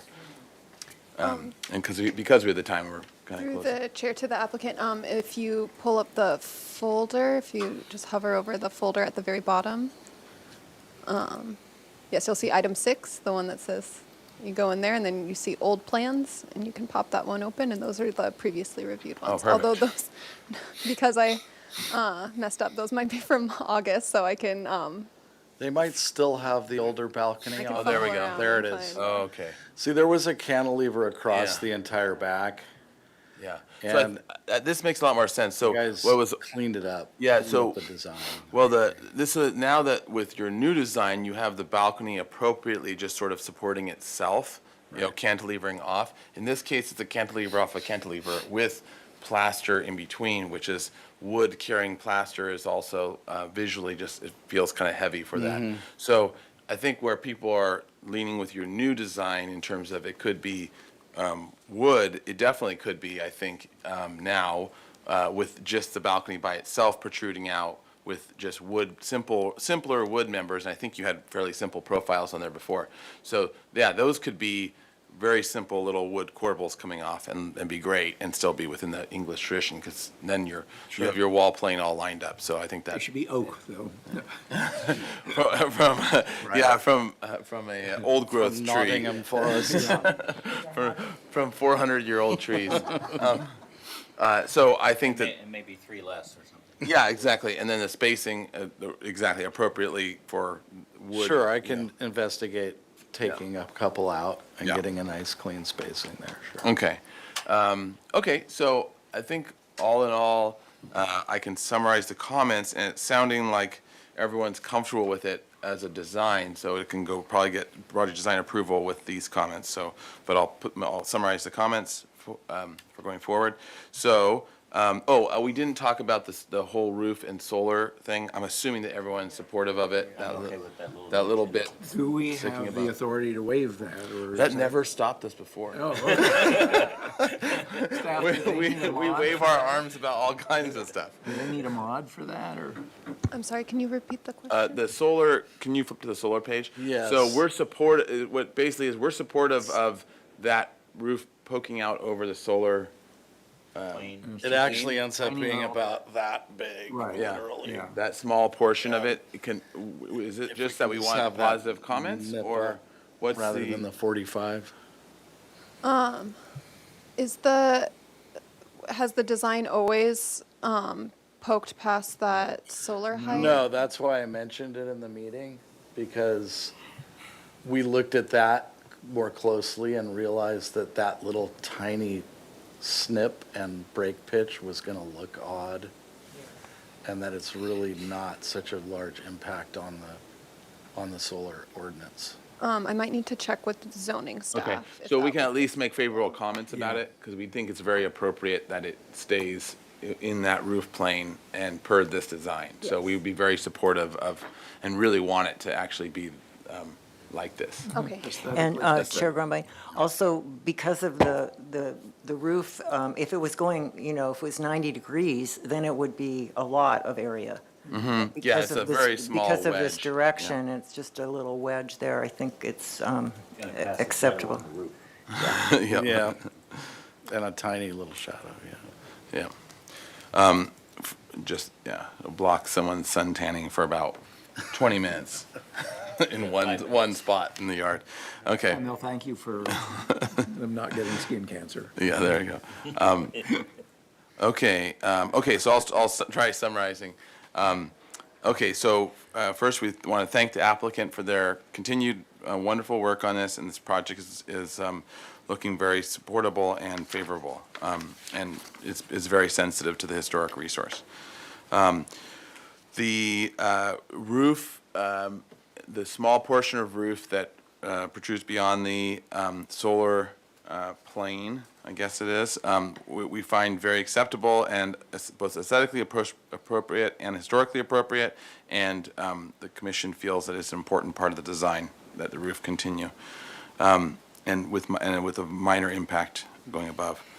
The corbels on the back balcony elevation could be changed to wood with fewer corbels than currently shown in plaster, and to study the corbel layout, and also to study profiles of the English vernacular corbels, wood corbels.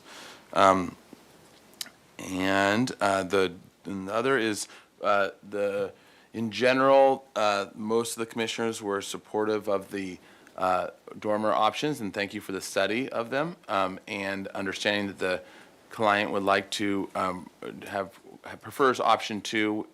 The majority of the commissioners felt that that was appropriate and acceptable. And then, let's see, was there any other comments? I think that was it. Chair, Yeah. I want to also recognize how difficult this was. And when we have a house of, from the 1930s and trying to bring it into modern times and adding more space for a growing family, it's very difficult. And so I want to really acknowledge you for that and the work that you did to make it work and to still have total integrity of what the house is all about. So I wanted to make that point. And then I have one question about the corbels. Are we imagining that these corbels are stained? Or are they Wood stained. Wood stained? Or wood painted. Or I think painted? actually both are appropriate. Okay, yeah, I was kind of imagining them painted, but, I wanted to clarify that. Yeah, I think it can be done both ways, but just look at some good historic precedents and Right. for how you're going to do it. So thank you again. Yeah. Thank you. Very challenging and good job. And if it takes much longer and you have a third child, you can just extend that whole jerkin head off, add another room. Pre-approval for another 500 square feet. Okay. Let us know. All right. Okay, any other comments to add to that? So I think the motion would be for project design approval. Project compatibility findings will have to be made in major alteration findings, and with those comments.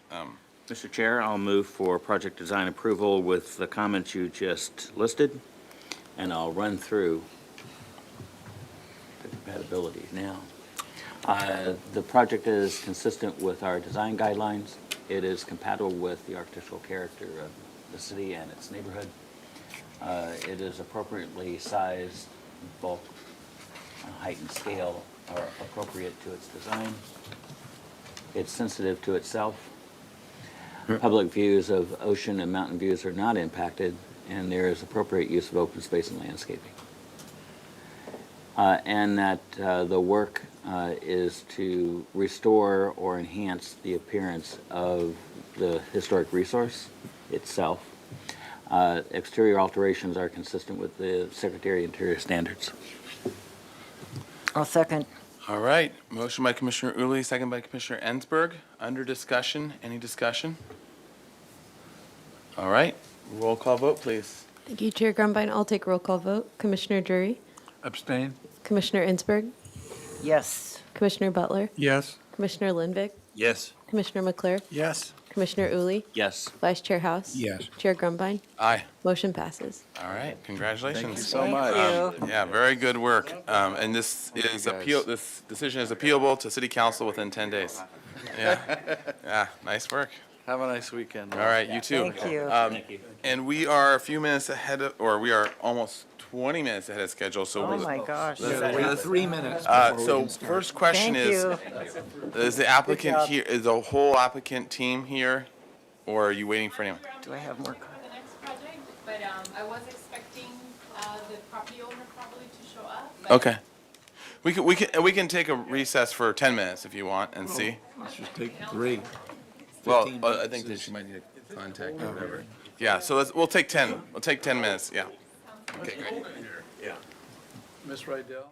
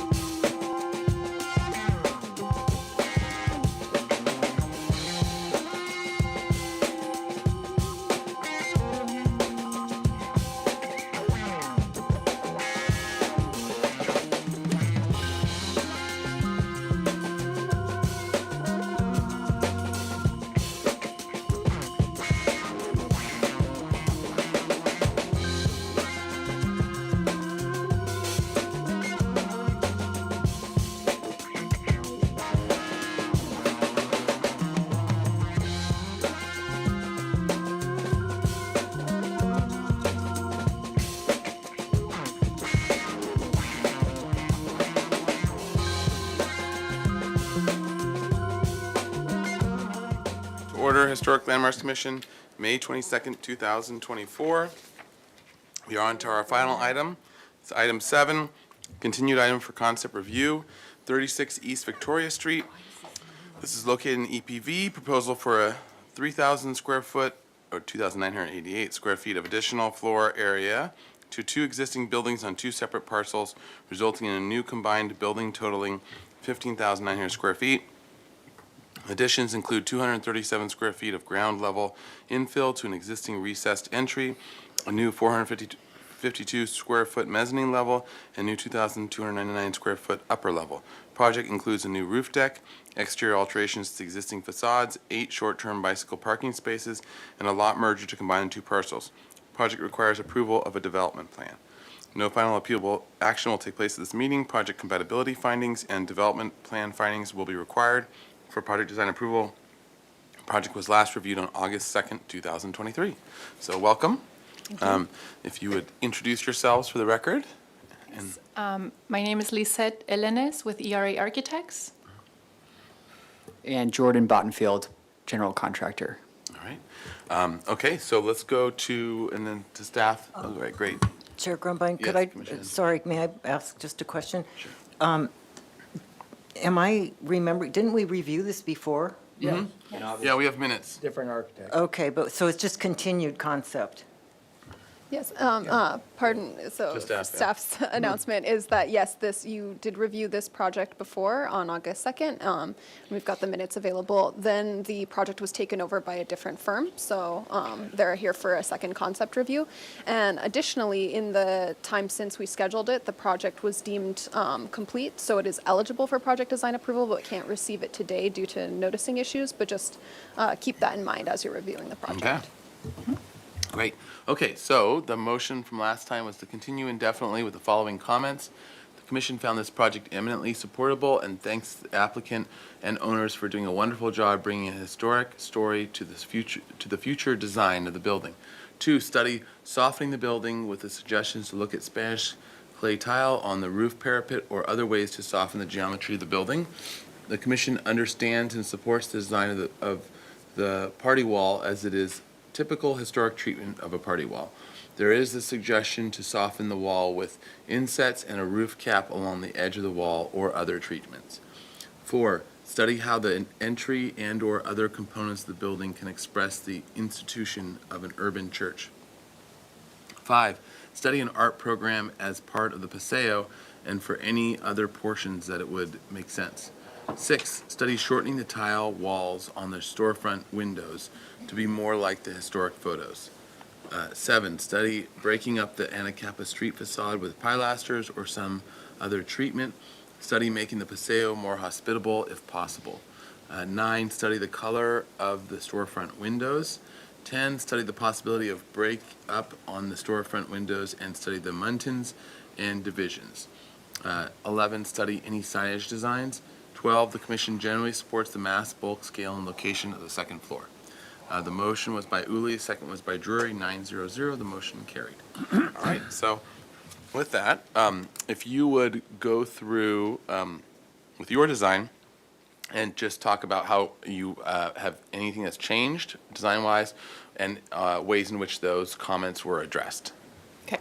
Okay. And then anything else that you want. Thank you for meeting with us today. And yes, we did have a change on design team, and the changes also on the proposed design were mainly because of feasibility for the project. We're trying to also scale down on some of the features that we were proposing to be able to make it feasible for the property owner.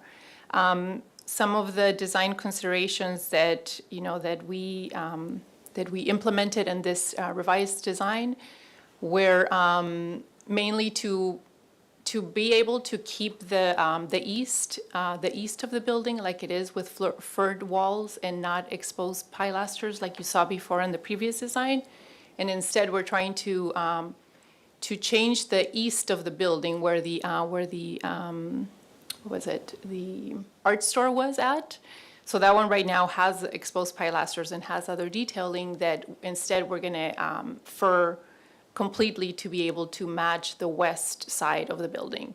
So that way it's a more cohesive, facade without, adding more cost to the building by bringing up those pilasters that were proposed before. Let me go to some of the, And just so that we're clear on east and west and north and south for how we're labeling, typically we would consider Victoria street frontage north, the north facade. Yes. And then the east being the one, I think what we're looking at is the north and the east facade here. Is that, I just want to make sure that sometimes it's not, because it's a 45-degree grid.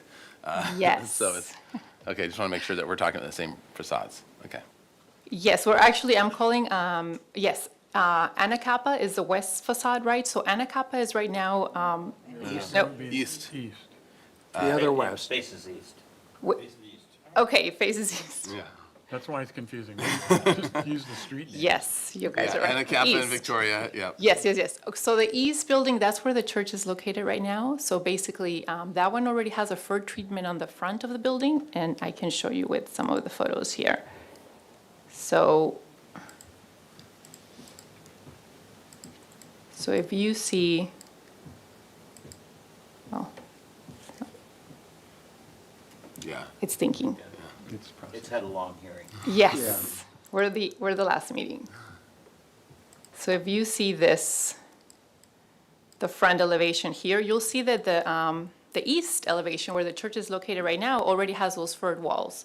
So what we don't have on the other side where the art store is at, that you see the detailing from the old structure that was there. So essentially what we're trying to do is now make the facade cohesive with the furred walls, not the exposed pilasters. And actually, we're trying to keep the building height and the cornice where it's at on the east facade and continue it to the other side. Those are mainly some of the changes in the facade that you will see.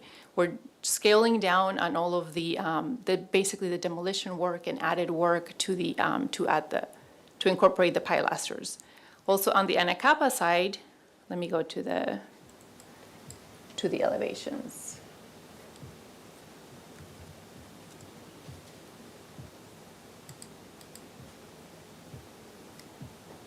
You will see here on the Anacapa side where we're trying to, oh my God, same one. Yes, you're here. So here, this is the Anacapa side. So this is the east elevation. So we're actually trying to keep most of the windows that they're already there. On that side, we're still enclosing the corner. We're still taking over that corner building like the same as the old proposal was doing. But instead, we're keeping most of those windows and just, painting or replacing some of them. There was a large garage door that you can see in,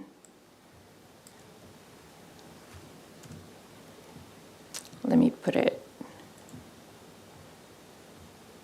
one of these photos had it here.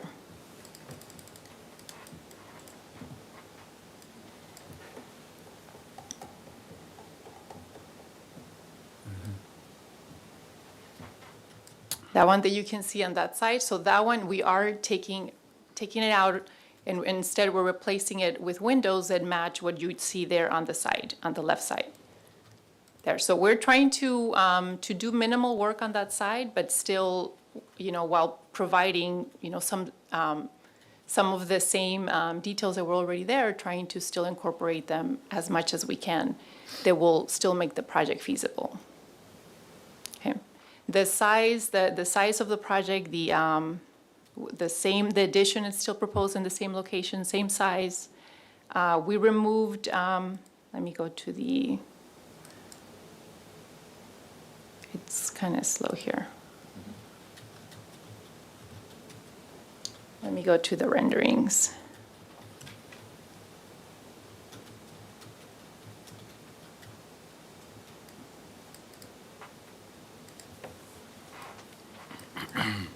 Do that. Okay. So what did change on that front elevation facing Victoria is that we simplified the second story by, we're removing remember there were some columns there on the second floor level below the trellis. That we remove, we're keeping the same type of railing. It's a wrought iron railing with some detailing to it. We still have the front canopy there.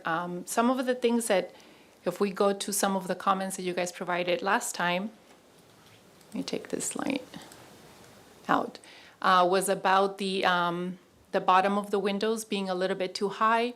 So we did lower that to only 1 foot below the windows, and we're no longer proposing the tile.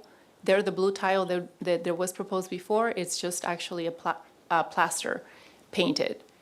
We did incorporate a row of muttons in the storefronts as suggested in the last meeting. And we did incorporate two colors that are earth tones to all of the sides of the facade. And let me see if we show it here on the side. So what we're trying to do is that before this, this elevation had like a tone that was a little bit orange with a white. And instead, by providing these two tones, we're trying to blend that you don't see as much of those recessed areas that we had on that elevation. And instead, you know, where we're trying to make the whole elevation, you know, look less visible with those ins and outs by just providing a one color throughout with just a base.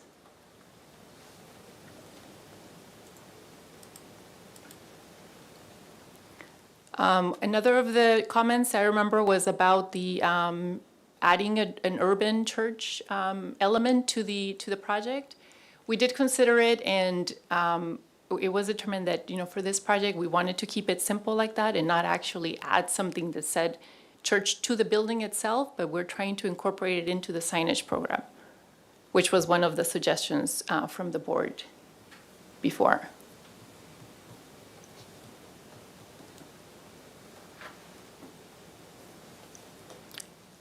Besides that, in the interior of the building, if I can talk a little bit about why some of the things were decided to be this way.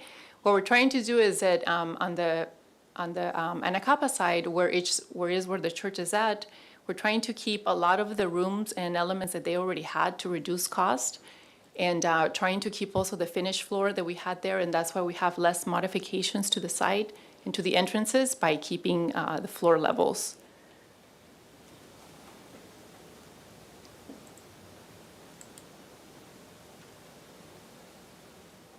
While still providing all of the rooms and amenities that they had before. So it's basically scaling down the project.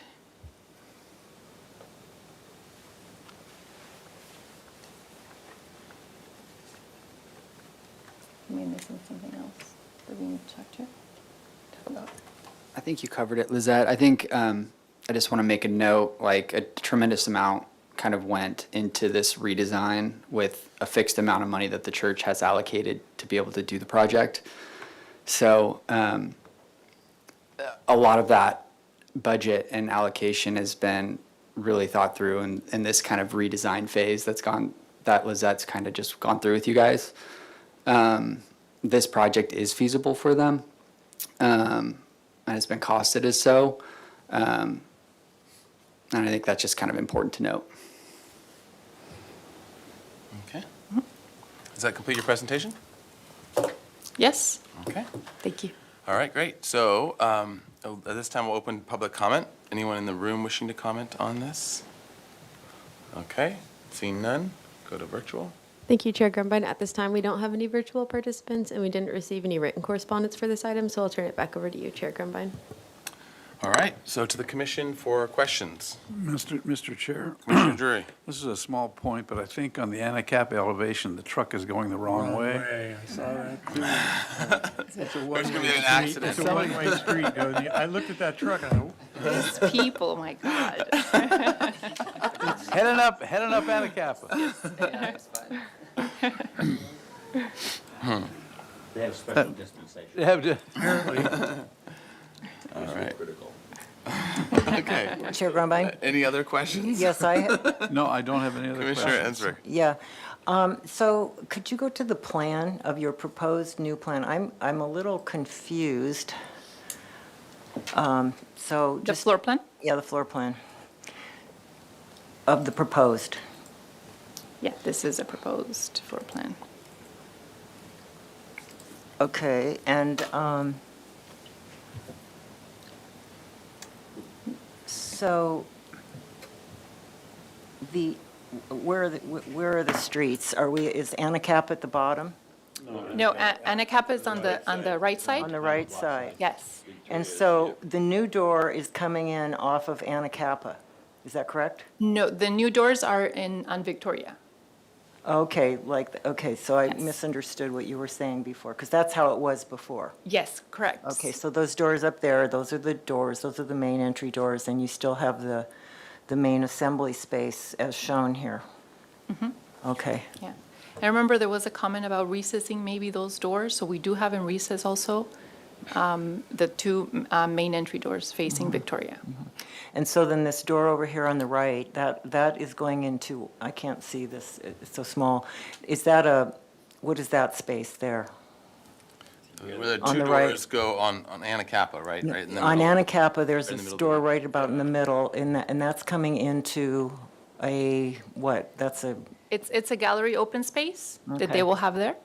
And that's an existing door that we're keeping. yes, okay. Just trying to understand the flow and how it's different from what we saw before. Okay, thank you. I do have another question. Commissioner Drury? Mr. Chair, so are there any landscaping or lighting plans for the Calle de Granada, the little paseo? We don't have any lighting plans proposed in this submittal, but in landscaping, I know that we're fixing some of the planters that are in the back. I know that we have to remove some of the palms that are there. And we are dealing also with the tree, what is it? I don't remember what the submittal that we need to do for them, for that removal. All right, Yes, thank you. there's two that are removed. Okay. Commissioner Lembeck? I have a question. Why is there a stair going to the roof? What's happening on the roof you need a stair to get up there to? So we're going to the second floor? Yeah? Is that where Well, you're? the roof, it's called a roof, yeah. Yeah. It's so second you're- floor. Let me roof see. deck. But I So see there it's- is a mezzanine as well in this project? Is well, that? you have a stair back on the south side there. Yes, so basically the stair, that one will give access to the roof deck.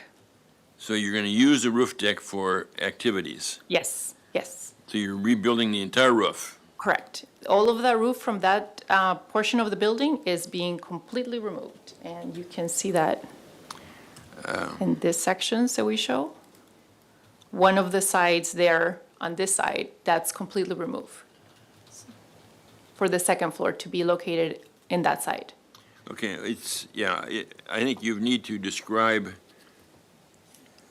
somehow what that activity on that roof's going to be. You call it a roof garden area. Are there going to be plants up there? Are we having landscape there? There, you remember that not right now, but More or less, it would be open. It's like a wedding reception type space, like event space.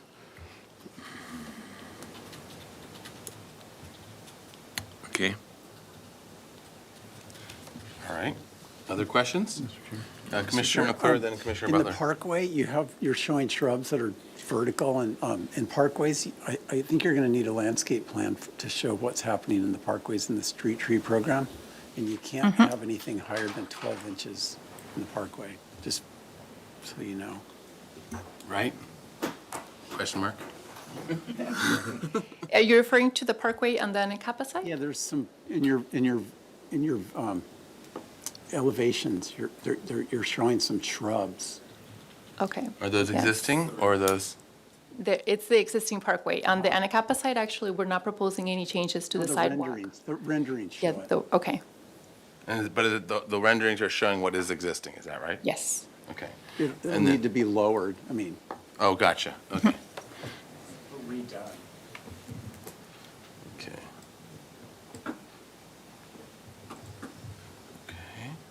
Okay.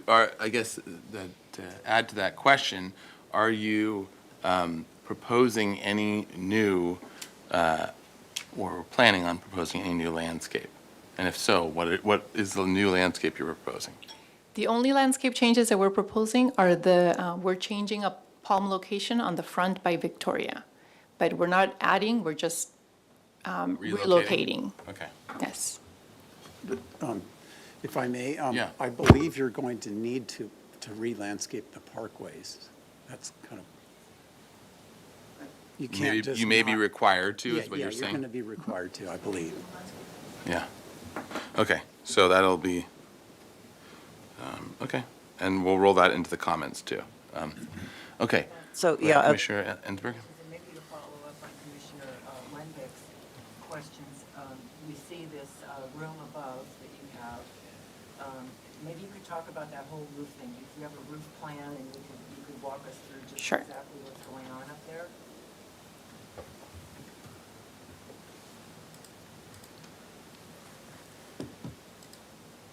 So on the roof deck, we do have some offices and some activity areas there, but the main purpose of the roof deck is for kids' activities, for weddings, for events. It does have a low guardrail around all the sides of the building.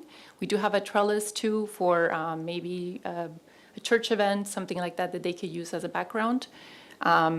No landscape right now, nothing with as far as planters. Maybe they will have like some pots, but not a fixed landscape area is proposed. Can you just point to where you're, sorry, to where you're talking about, obviously, this, you've got the offices here, that's a second floor, correct? That's a second floor, and then you have these other areas where there's the skylight. Yes. And then you have a second floor element at the bottom, that is where the stair is. And so is this area, what you're talking about, is that area in the center, and then everything off to the right is a roof that you would not be using? So all of this would be part of the usable deck, and there's a guardrail between that Okay. separates the two And the ma- areas. So this is existing roof to remain, no activities. Okay. Or no floor space proposed Okay. there. And then, all right, Commissioner Butler? Thank you. Yes, so the left half is the roof deck. Correct. That was a question, thank Yes. you. Can you go to page 15, please? I think this is a little more, that has to do with that. So that's the front view, that's the elevation of the roof deck that we can see there on the far. And by roof deck, Yes. you mean roof deck and second second story structure? Story, yeah. Second story. Okay, so you said guardrail, it's not glass enclosed? Because I look at the illustration, I thought, well, I could see a guardrail, but is there glass enclosure? No. As well? No glass enclosure. And then the roof line of the second floor of that portion, I'll save my comments. I was just, thank you. Can you actually, because we had comments on the previous design, and I don't remember exactly what it looked like. I remember some things about it, but do we have the previous drawings that we can also pull up and I want to just remind myself of what it was that we were commenting on, and. Yes, so- through the chair to the applicant, if you hover over the Adobe icon at the very bottom, you'll see old plans. right here, There you I go. see. Okay. And then I'll go to the renderings probably, right? Yeah, that's probably best.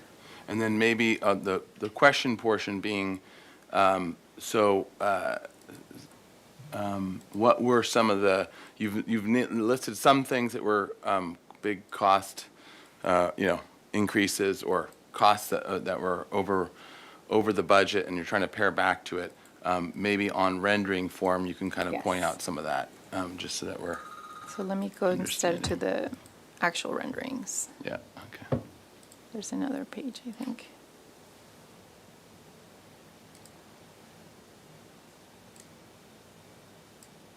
Yeah.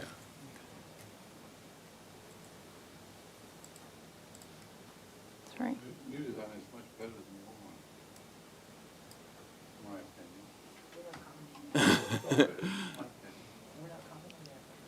I know that Ask there a was a question. front Okay, one. so along this line, so this is probably good for the discussion. So what were some of the key elements that were the cost savings? So on this one, as you can see, the idea here was like the furring, the Anacapa side basically is already all furred. And the proposal was to actually bring pilasters back into the picture and like detailing that the old building had before when it was the auto shop.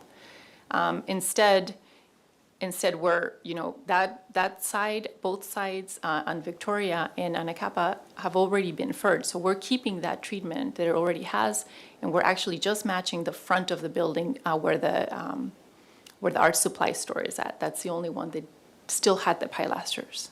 Okay, so the pilasters, I get. What other sort of major cost savings things are you? On that side. Also, in here, we were raising the building height and providing a new cornice. Instead, with this design, we're trying to keep the cornice where it's at right now and not raising the parapet higher. Okay, and if you, as part of the applicant team, if you did want to add information to that, feel free to. But you have to come to the microphone. If there's a cost clarity. Speak to some of the structural aspects of the biggest thing is at the existing church side.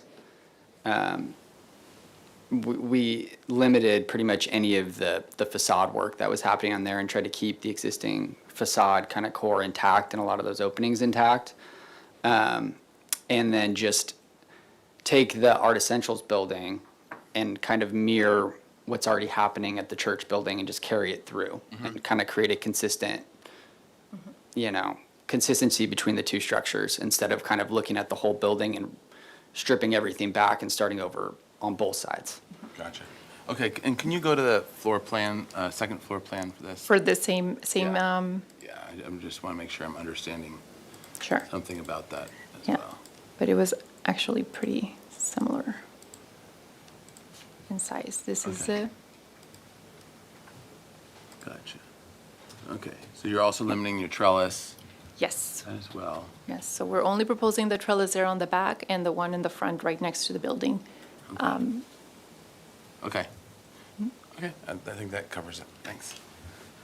You're not going to walk on the roof of the corner building then? Correct, no, that's not to be used. How likely you're going to change the colors? All right, other questions? One more. So when you're on the second floor deck and you look over at that existing roof, is that something pretty ugly to look at, like vents and air conditioners, or is there a wall between those two uses? There is a proposed wall, it's 4 feet high from the roof deck area. Thank you. On both the east and the west? Correct.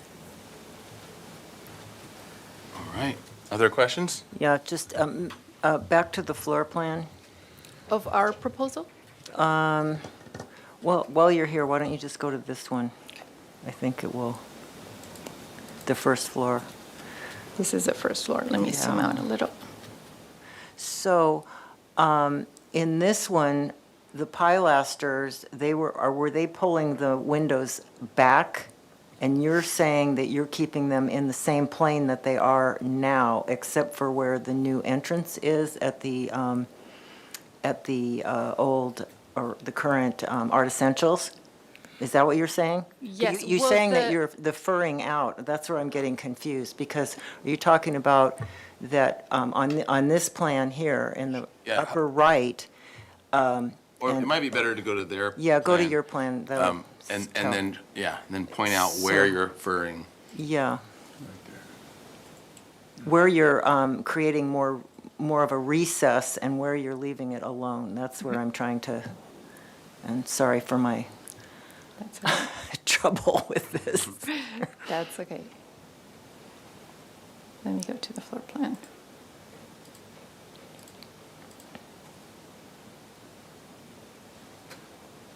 Right here.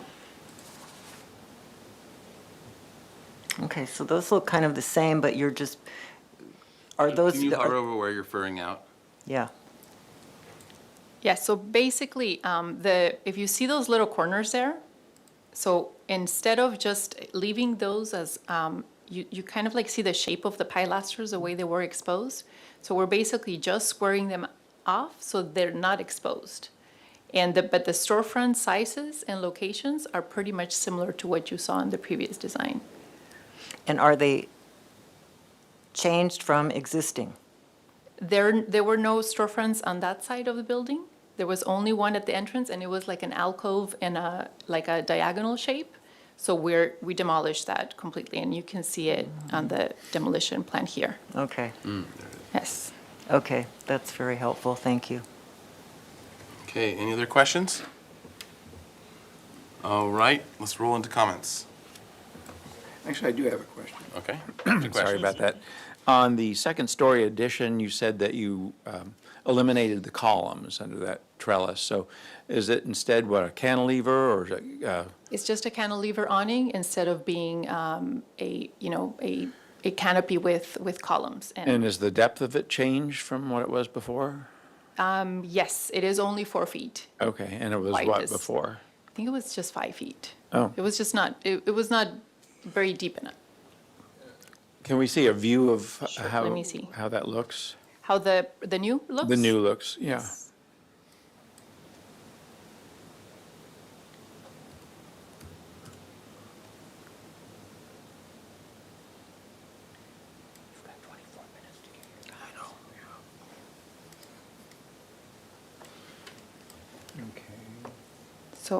So you see the same, the same size of the canopy, it's just, there's no columns below it. All right, thank Well, you. I had one more question with this view. So what are all these new windows and all the glass that we see here? What's new, what's existing? All of it is new glass along this side. Okay. Where we're The trying to. openings are the same, but the glass and doors, the doors and windows as units are new coming in. Actually, the openings, some of them are new as well. Like Oh, if yeah, you, okay. if we see some of the old pictures, the openings were Okay, smaller. gotcha, yeah. No, that makes sense. Yeah, but I see what you're saying. Structurally, you're just furring a little bit in and. Correct, yes. Okay. I have a question, Any other Mr. Chair. questions? Yeah. Your elevator to the second floor does not need a tower beyond the height of the new parapet. No. Thank you. Okay. All right, any other questions? All right, let's roll into comments. Who wants to go first? I will. I think it's a really great-looking project. Really quite handsome. It's going to be that corner is handsome to begin with, in my opinion, but it's going to be really nice. My only comment or critique would be that I think that the projected overhangs. Cantilevered overhangs on both the ground floor and on the second floor are too high above the head of the windows. In other words, if those canopies, whatever you want to call them, were down, a foot and a half, we're lower, more human in scale, on both the ground floor and the second floor, I think it would be a better situation. Proportions would be better, I believe. You're always going to be looking up at them. So they're going to even feel higher than they are in the two-dimensional drawing we're looking at. So I just think if they were down a little lower, it would be, this is a low-scale building. It's not a big building at all, so I think they can be brought down. That's just one man's opinion or comment. I'm done. Well, Mr. Chair, I'll okay. jump in. Yeah. It's always a little difficult when we see one proposal and then you see it again and some things have been removed that you were kind of fond of. My feeling is it's gone too much in a contemporary direction and that it seems like it's 6 of one, half dozen of another. Either you've got to fur a new area or you've got to demo some furring from a previous project. And I really liked bringing back the pilasters, and I think it gives it a more historic character. And, I think that filling them in on the right side is like a intensification of a nonconformity. So it just seems like the better move is to go more back to how it used to be, especially if those pilasters exist behind the furring. It seems like that work is not all that great.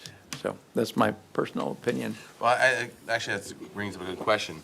On the Anacapa side, do you think that the pilasters are there and they have been covered up? Or was that a non-existent pipe dream to begin with? You have historic photos, don't you? I think we saw some of those at the last time. Were they actually there, and is that line the same? Or have they been scraped or whatever? And Well, they were there. Yeah. The old photos showed them. Yes. okay. And just to clarify, I'm fine with leaving Victoria furred if it's already furred, but, on Anacapa, but on Victoria, you've got half and half. So which half do you take as your example to follow? So. Mr. Chair? Yes, Commissioner Drury. Just an explanation, please. The pilasters on the Victoria elevation would be proud of the wall. There'd be a shadow opportunity, right? I mean, it's a relief. It's relief. No. No? No, typically the face of the pilaster will end up lining up with the wall plane above it. So your capital will pop forward and your base. That's what I mean. There is, but so there is you an will have shadow in opportunity. that Yeah, way. I think that's really an important signature look. Thank you. Mr. Chair? Yeah. I tend to agree with the vice chair. I think it's going too much in the contemporary column, and for the historic district, I wouldn't say that this fits the guidelines at all. The second floor line of windows is too big. It should replicate at least the breakup of the ground floor. And I miss those pilasters. I thought that was a nice move to take the building back to its roots, and would suggest that if really this whole effort is partly driven by a cost-saving measure so that the project can be done in the first place, then I would infer the pilasters in the old art building. I would leave them alone. It's okay to have the two buildings express their own, and you save even a few more bucks.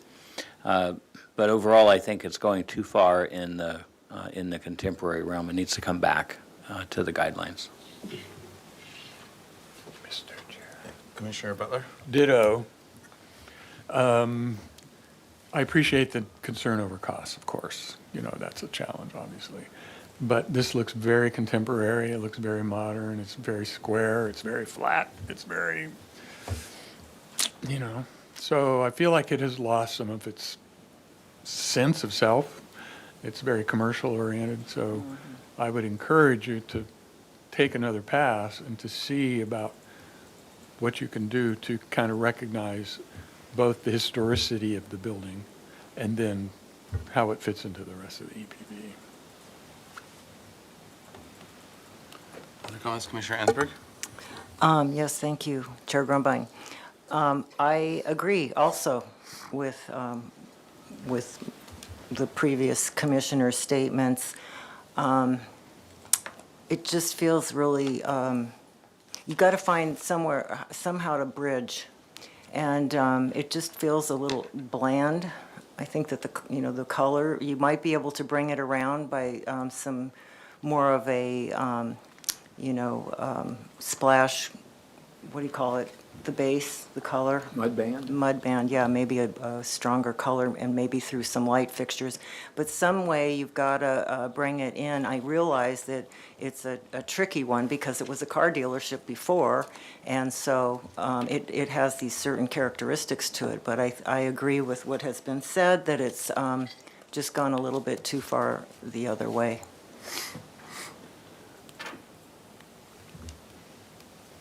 Okay, other comments? Anyone else want to comment? Otherwise, I'll jump in. Okay, so I agree with the other commissioners have said here, and I think, so just to be specific about some things, and in the sort of dial of Spanish colonial revival, of complexity and ornamentation, all that, the simpler the build, this is a little oversimplified as to the extreme. So having a cornice is about the only thing that's decorative on this, and you've combined it all into one very, very long building now. So now it's reading without vertical breakups, it was just one simple detail all the way around. And so that's sort of the extreme version, and one that doesn't quite fit into our guidelines as a Spanish colonial revival building. And when certain precedents come that are, and other architects as well, will try to use the sort of the modern meets Spanish colonial revival as like Irving Gill and some of his buildings as examples. We pretty much always push back and say it's too boxy, it's too far into the modern, as opposed to keeping it in the Spanish colonial revival. So does that mean that in my mind, do you have to have the pilasters? Not necessarily, but you have to have, it's not fitting within the Spanish colonial revival barometer that is Santa Barbara yet. I don't think it'll take that much to get it to there, and it doesn't. I don't think it takes much in terms of costs. So reason why I asked about the windows is the windows and doors are a good example.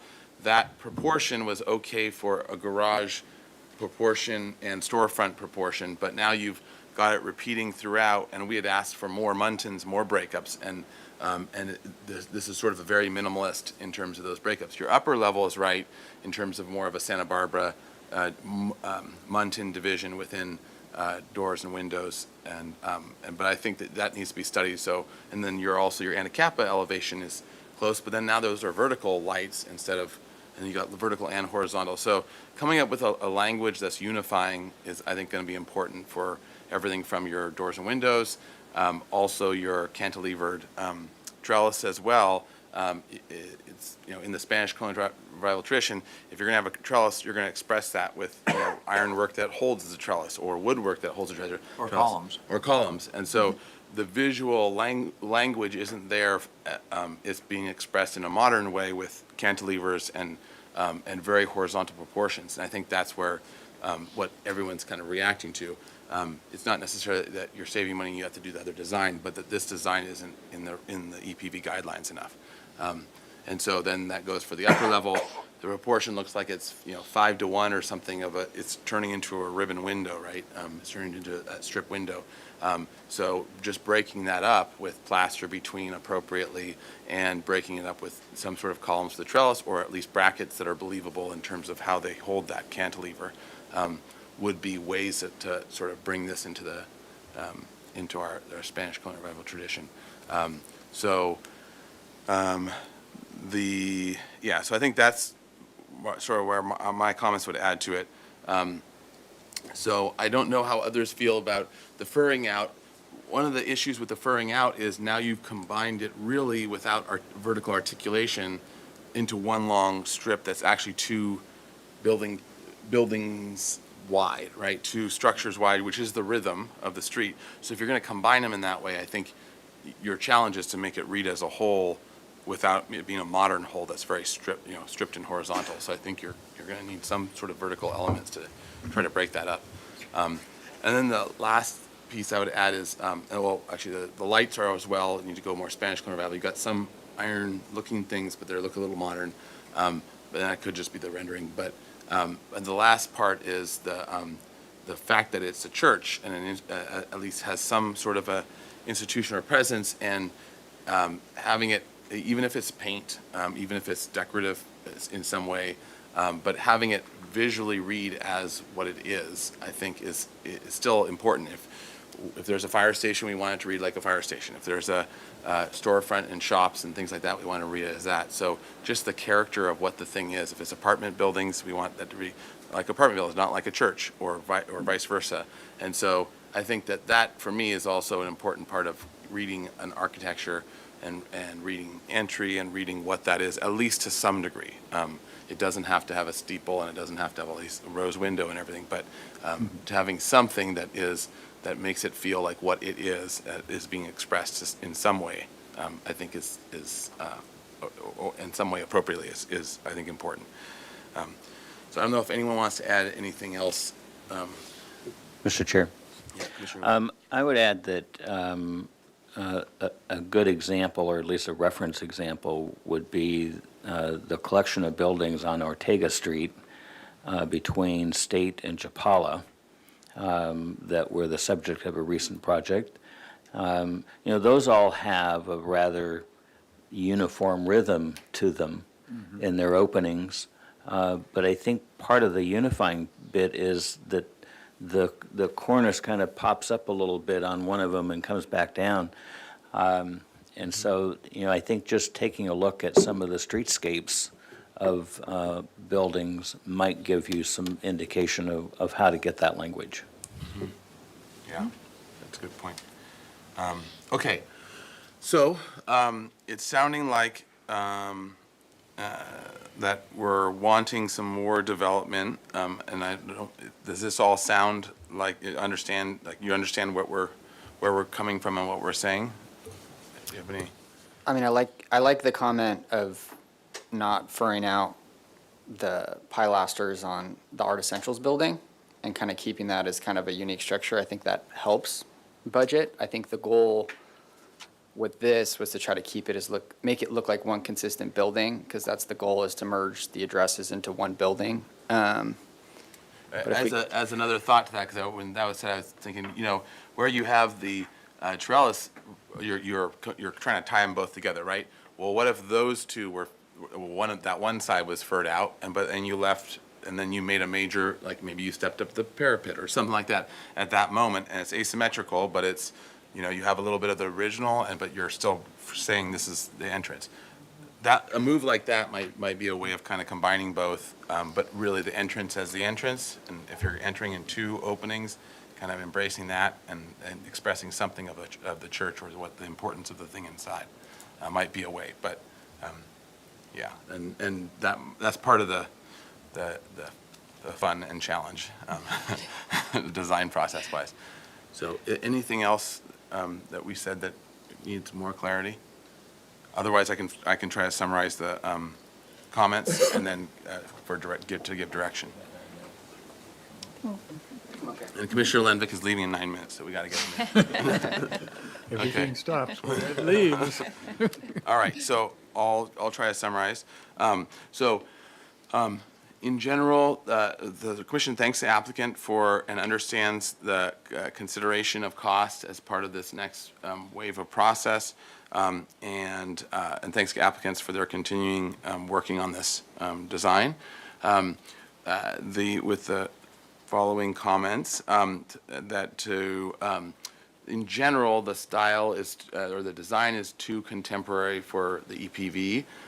So to bring it more in accordance with our guidelines, with the following suggestions of areas to study. So the second floor, the fenestration on the second floor is too horizontal in proportion, needs to be divided up to be more traditional Spanish revival. The trellis, or the cantilevered trellises on the second floor should have visual support, whether they are brackets or columns, and that of traditional materials as well. Make sure that the material palette is traditional, whether that's wood or a version of metal that is appropriate for EPV. Let's see.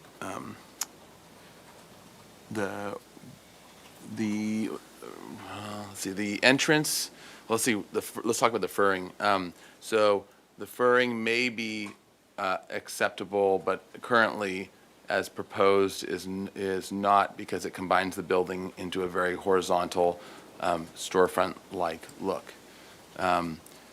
The fenestration for the openings should be more traditional, with additional muntins in a appropriate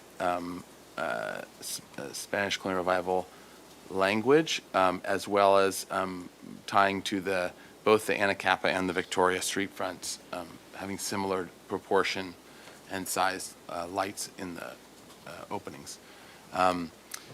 The entrance should be add more detail to the entry so that it reads as both the entrance and has a church character. The trellis over the entrance needs to also be more EPV appropriate, similar to the second floor.